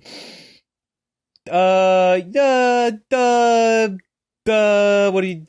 It's the end of an arc. It's the end of an era. Perfect Comic Party is the new arc. It's getting off to a slow start. Sorry I didn't get it done this week. That's okay. I'm also been very sluggish with everything. So, I'm late now because the next the Clarissa that was supposed to be in the first one is the one that you've already finished, right? Like you're already done with the chapter. Yeah. So I'm late. I've been late for. Hey, how long ago did we come up with the idea for the perfect comic party? I want to make myself feel bad for a minute. Well, I didn't really start hankering down on the Clarissa until March.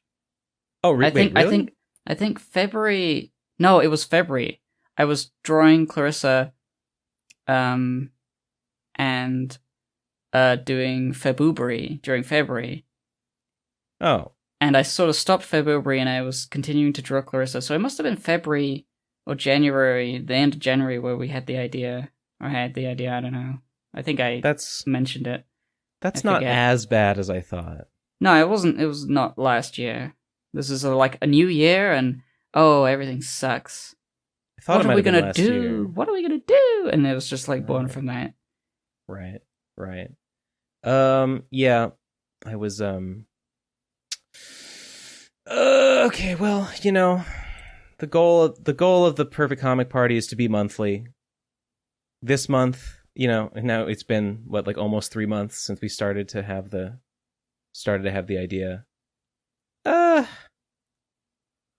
gonna be done soon. Once the content for the first one is done, we'll get everything sorted out.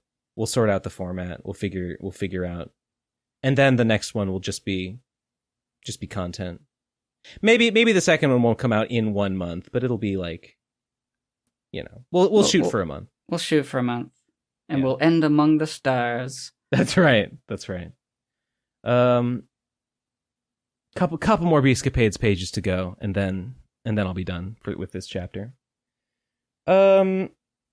Next one. Oh, a hopeful. Next one is called "This Is Not the End. We Have Hope Yet." 3, 2, 1, go.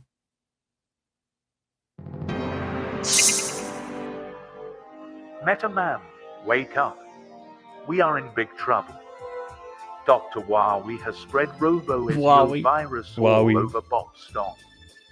It has already transformed a famous Megumin YouTuber, Regent, into a zombie with purple skin and green teeth. What the actual fuck? Get away from me, you crazy bum. You smell of beer and pee. Gross. Go, get a shower. Or something. Also acid green teeth are a hip new thing. And I, Tweet Light Farkle, a legally distinct individual from recently deceased Twilight Sparkle, am always on top of hip new things. Oh no, so you are already in fear, infected. Yes, I am indeed already a rowdy cockcucker. And I do not help with PCP obsession with comics. In fact, I will do the exact opposite. I will send my own comic to the PC. In the very next voicemail.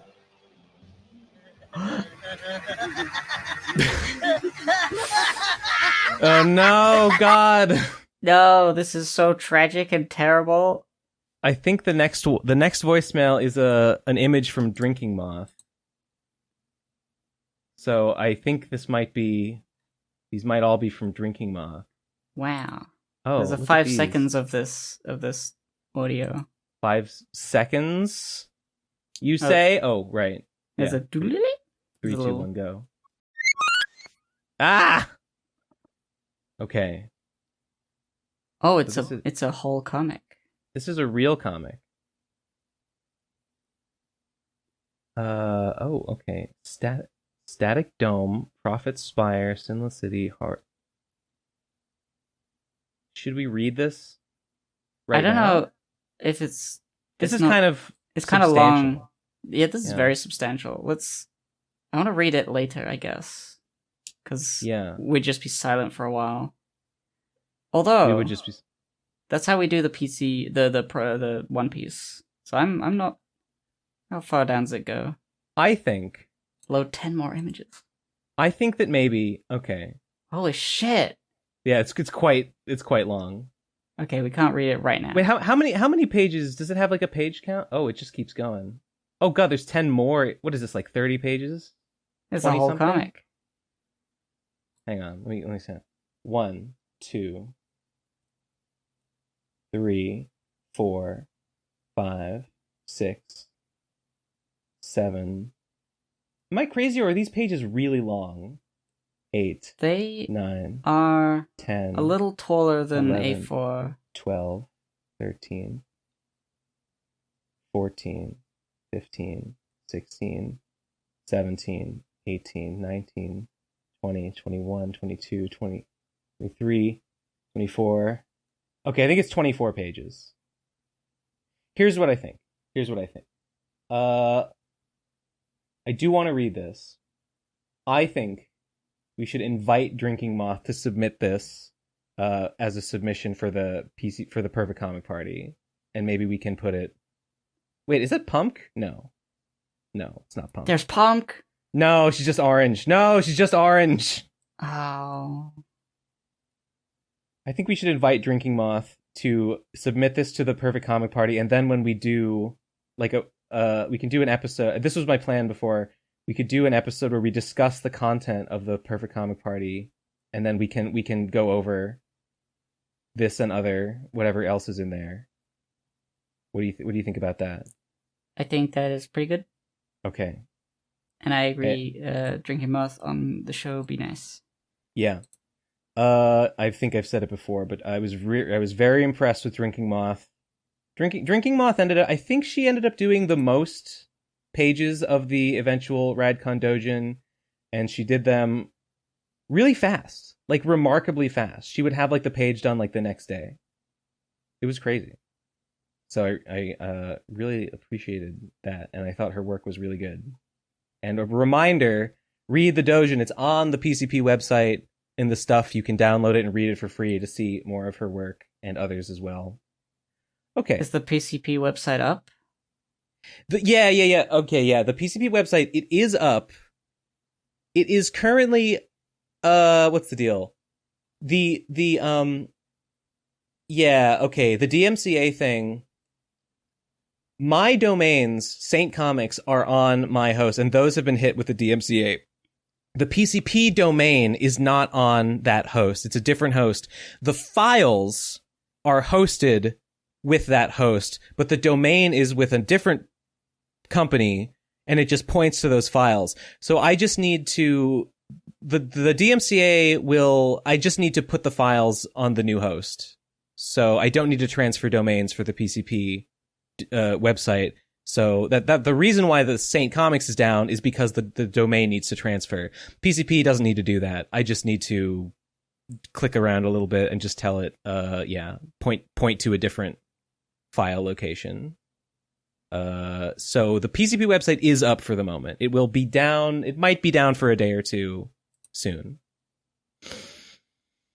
Ah! Okay. Scream. Okay. Anyway, I invite. I do not read Drinking Moth's comic. Do not read it until it is in the Perfect Comic Party. Do not do it. Here we go. Next one is called B&G Appreciation Hour from Prince Isolation. Oh, there is a voicemail attached, so let's listen to that. 3, 2, 1, go. Hi, we're back with the Ben and Gib Appreciation Hour. Today, I want to show appreciation for the beautiful artistic dynamic between the characters of Ben Saint and Gib and Tate. Wrong. This is only one facet of their fascinating friendship and character relationship. So enjoy this little fan art piece I've made of a very important classic type of interaction between the two. You know? Are you seeing this? Yeah, I'm looking at it. People I hate, ironic bigotry, semi-ironic nihilism, something absolutely insane. Okay. Okay. Perfect dynamic. The perfect dynamic party. The branding is just so strong. You can't help but say something like that with that acronym. There's an alternate version. Oh, I like the alternate version. With boobs. I see. Yep. I see. Boobs added. Next one is Cheesy Audio Appreciation Hour. Okay, from Prince Isolation. 3, 2, 1, go. Yeah, so I think that maybe I had it right with the way I like to publish things all along. Really, like maybe I should just keep publishing like digitally and doing pre-orders and stuff. Maybe that just works way better. And I think that maybe maybe I had it right all along. I should just continue to do it the way I'm doing it, because I mean I'm seeing that people that are not like me, that are doing it more like old style, or like they're just like kind of making less money, and they're just like really. I'm just wondering. Hold on. Yeah, and I think that maybe I should just. I'm making a lot of money. Does Cheesy make loud noises that much? I don't know. I do think Cheesy's mic quality is not great. He needs a better mic. But in terms of like moving around and banging stuff, I don't know if he does it that much. But yeah, I don't know. But it's okay, because it said no hate, just love. So it's fine. Yeah. So it's fine. It's good. It's fine. It's good. Next one is... Wait. Oh, I didn't download that one. Next one is Ben Appreciation Minute. 3, 2, 1, go. So in preparation for the eventual coming out of the Perfect Comic Party, I finally decided to cave and sub to the prestigious Procrastinators podcast Patreon. That's patreon.com/procrastinators, by the way. And in the meanwhile, I've had the chance to listen to some of the bonus content featured there. And specifically, I was listening to the commentary track for the Radcon 2 documentary. And I just really quickly wanted to highlight a funny little thing that Ben did that's very indicative of his online persona, his character, as you might say. So Gibbon is saying about Devu, she's saying like, Devu, she's a little awkward and stuff, but she's interesting. I like her. She's interesting. And then there's a silence. And then Ben just says, well... And I appreciated that. Very top tier hater behavior on your part, Ben. Okay. Bye-bye. Thanks. Yeah, I'm a hater. Yeah, what of it? Okay, next one is an image. Want to draw today? Not really.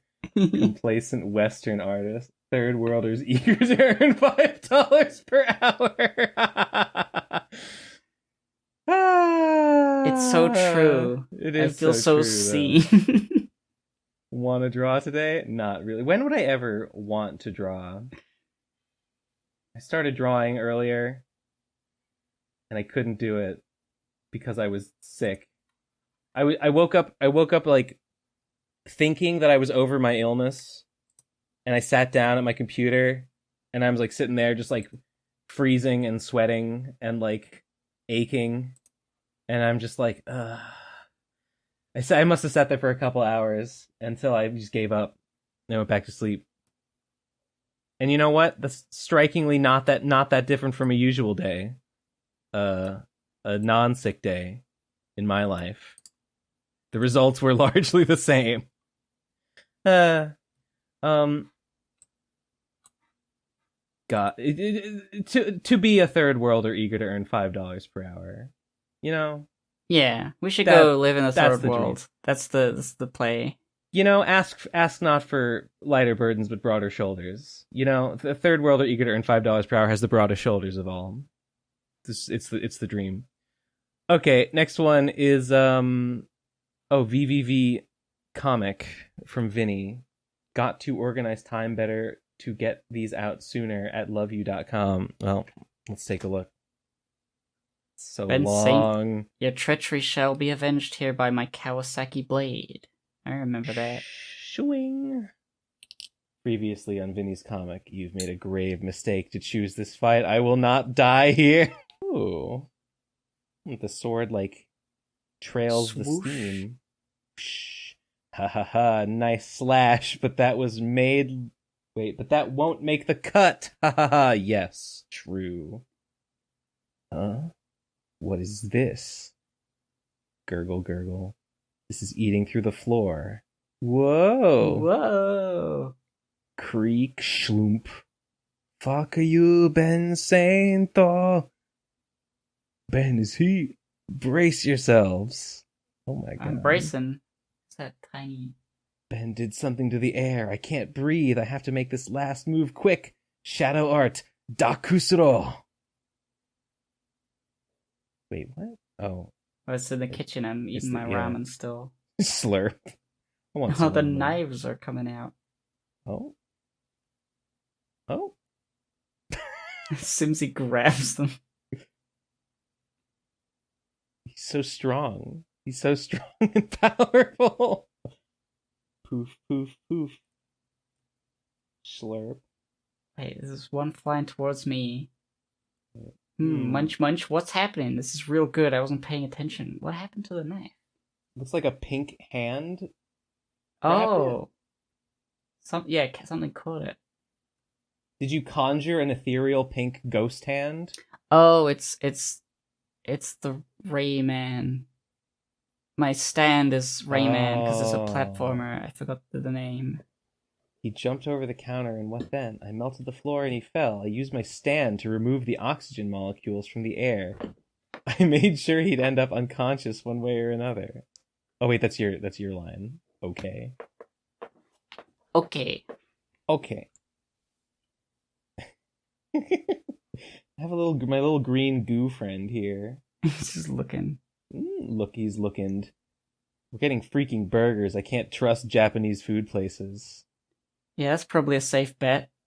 Bloody hell, Ben. Oh, good grief. Fuck you, Ben the Saint. I messed with the layers at the top and had to redo a lot, but I got it out on time for the next ep. I hope Ben isn't too sick to read his lines. Not anymore. I'm mostly fine. Hey, that was cool. Yeah. I like when I have powers. Summon my little green. I just like the little squat and you're just explaining. I melted the floor and you fell. I used my stand to remove the oxygen molecules from the air down there. What is my little green guy? Why does he have like 4 horns? I don't know. When was he first depicted? I don't remember him looking. I don't remember one that looked quite like this. Just melts through the floor and no oxygen. It looks like his in this one. When I said brace yourselves, it looks like he is like extracting air through the floor, like he's or something, and that's what he's doing. Oh yeah, I guess that the vapors. He's getting the vapors out of the underneath. He's getting vaporized.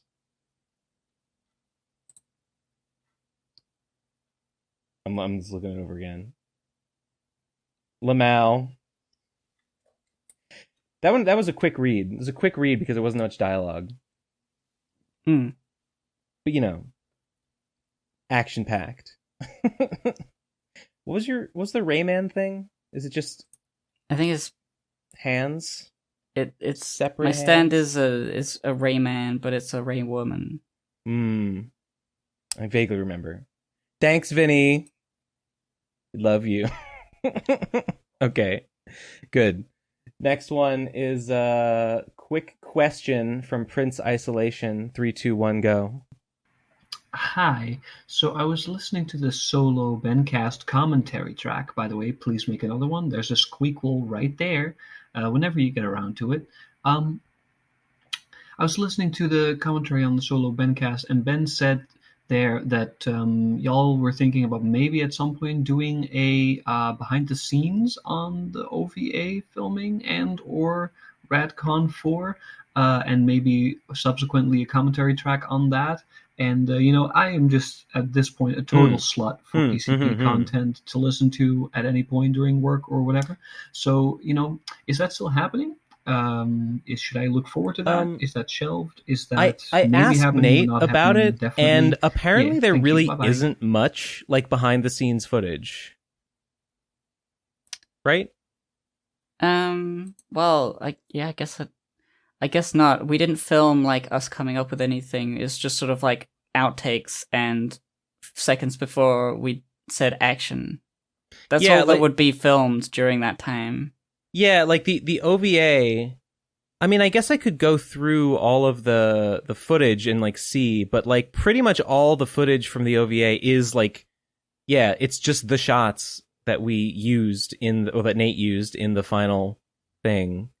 I think the in terms of commentary, we already did a commentary on the OVA, which includes as much behind the scenes stuff as we remember, I think. Yeah, that's why I'm thinking behind the scenes would just be extra footage. And I just don't know if there really is any. I mean, I have all the footage. I saved it on a second hard drive. I could go through it, but it's funny. It's all in like 1 minute. It's all in like 1 minute long cuts. No, none of it is like long. Honestly, maybe we should have just filmed it all in one long thing and then chopped it up. Maybe it would have been nice to get a bunch of like behind the scenes footage of us just fucking around.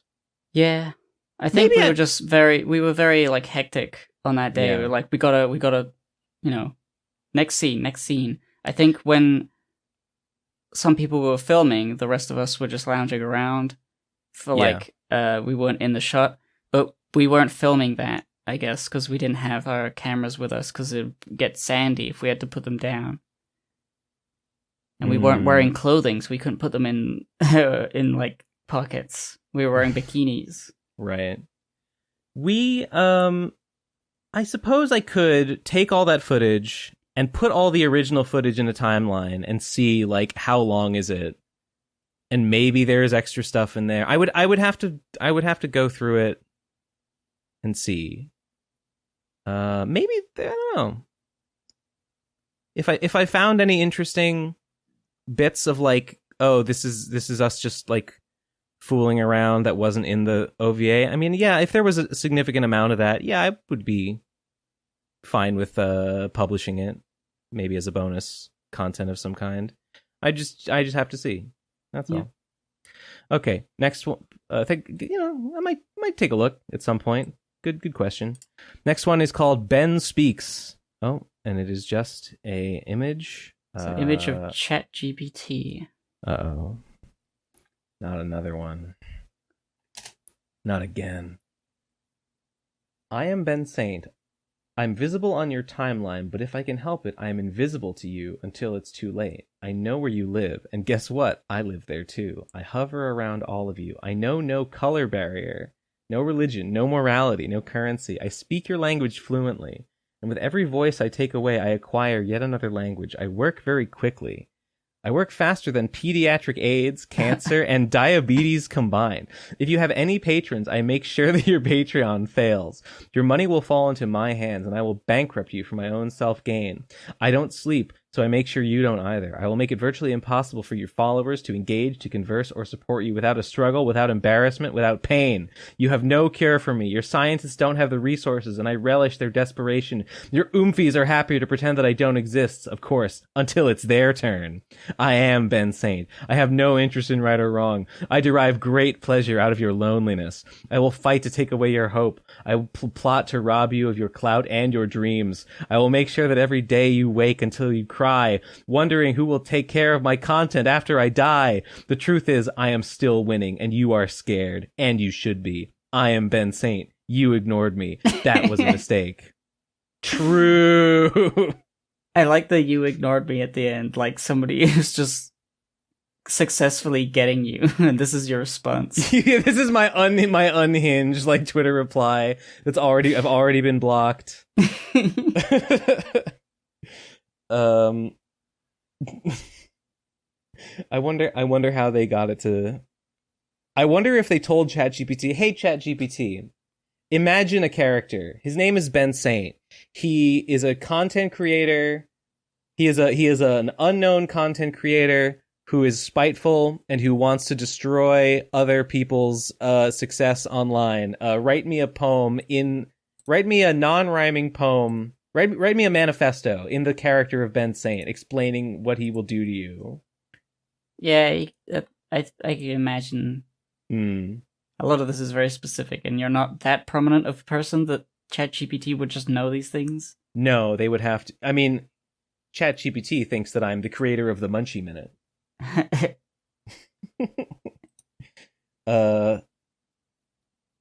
Nevertheless, I enjoyed reading that. Let's see if we got any last minute voicemails. Oh my god. Yeah, there's 3 more in the last 5 minutes. How to pronounce Ben Saint. Okay, it's a Vocaroo link. You ready? How to pronounce Ben Saint. Oh, there's another one. How to pronounce Gib. Okay. Okay, how to pronounce Ben Saint. 3, 2, 1, go. Ben Saint. Ben Saint. Ben Saint. Ben Saint. Ben Saint. Ben Saint. Him. Ben Saint. Hey. Ben Serent. Ha. Ben Sant. Hey. Ben Sant. Hey. Ben Saint. Ben Saint. Baby. Ben Saint. Ben Saint. Ha. Ben fucking Saint. Big Ben and Saint. Ben Saint. B-O-N. Sot. Benin and Saint. Baby, baby, baby, bint,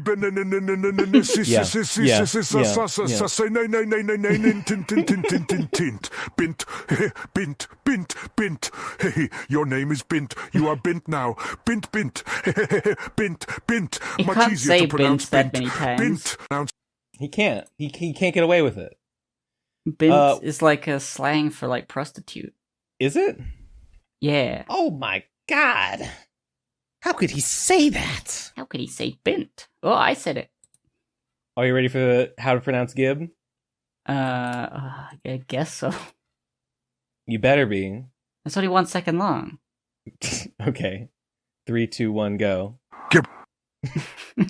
True! That is how you do it. Very good. And there's one last one. Next, voicemail victims from Prince Isolation. Okay, 3, 2, 1, go.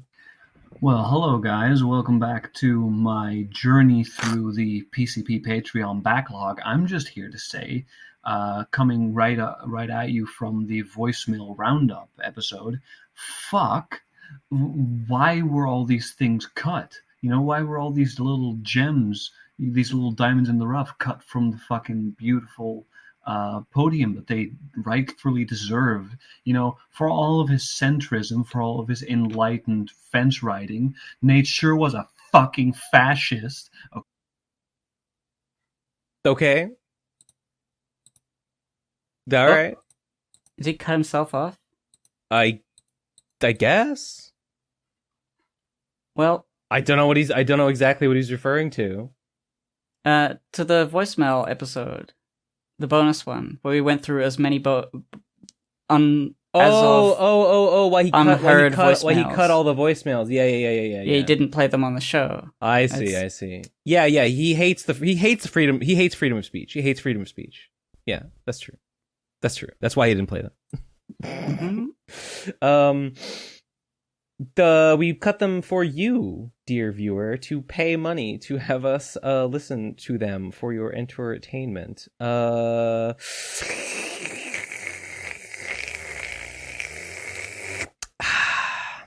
Right? Incorrect. Okay. I think I actually have like 2 bonus episodes that Eleazar edited and gave me, and that I just haven't uploaded yet. So I should do that. Yeah, oops. I think there's 2. There was like one from last month, and he just gave me one like this past week. I'll get those up soon. Patreon.com/Pro-Crastinators for that. And read the commentary. The Radcon OVA commentary is pretty good. I think people will like that. Okay, well, that's about it. Let's cut it. I'm gonna try and use the rest of my day to get that Beastcapades done, and move on. Take steps towards actually getting that perfect comic party out here. It's coming soon. It's gonna be ready before we even know it. Yeah, I'm gonna go to bed. Oh, I guess it's late for you. It's 12:58. That's okay. Not so bad. All right. Well, bye. Bye. By end of the episode. See you next week. Okay. Thanks. Bye. Okay. Let's sync.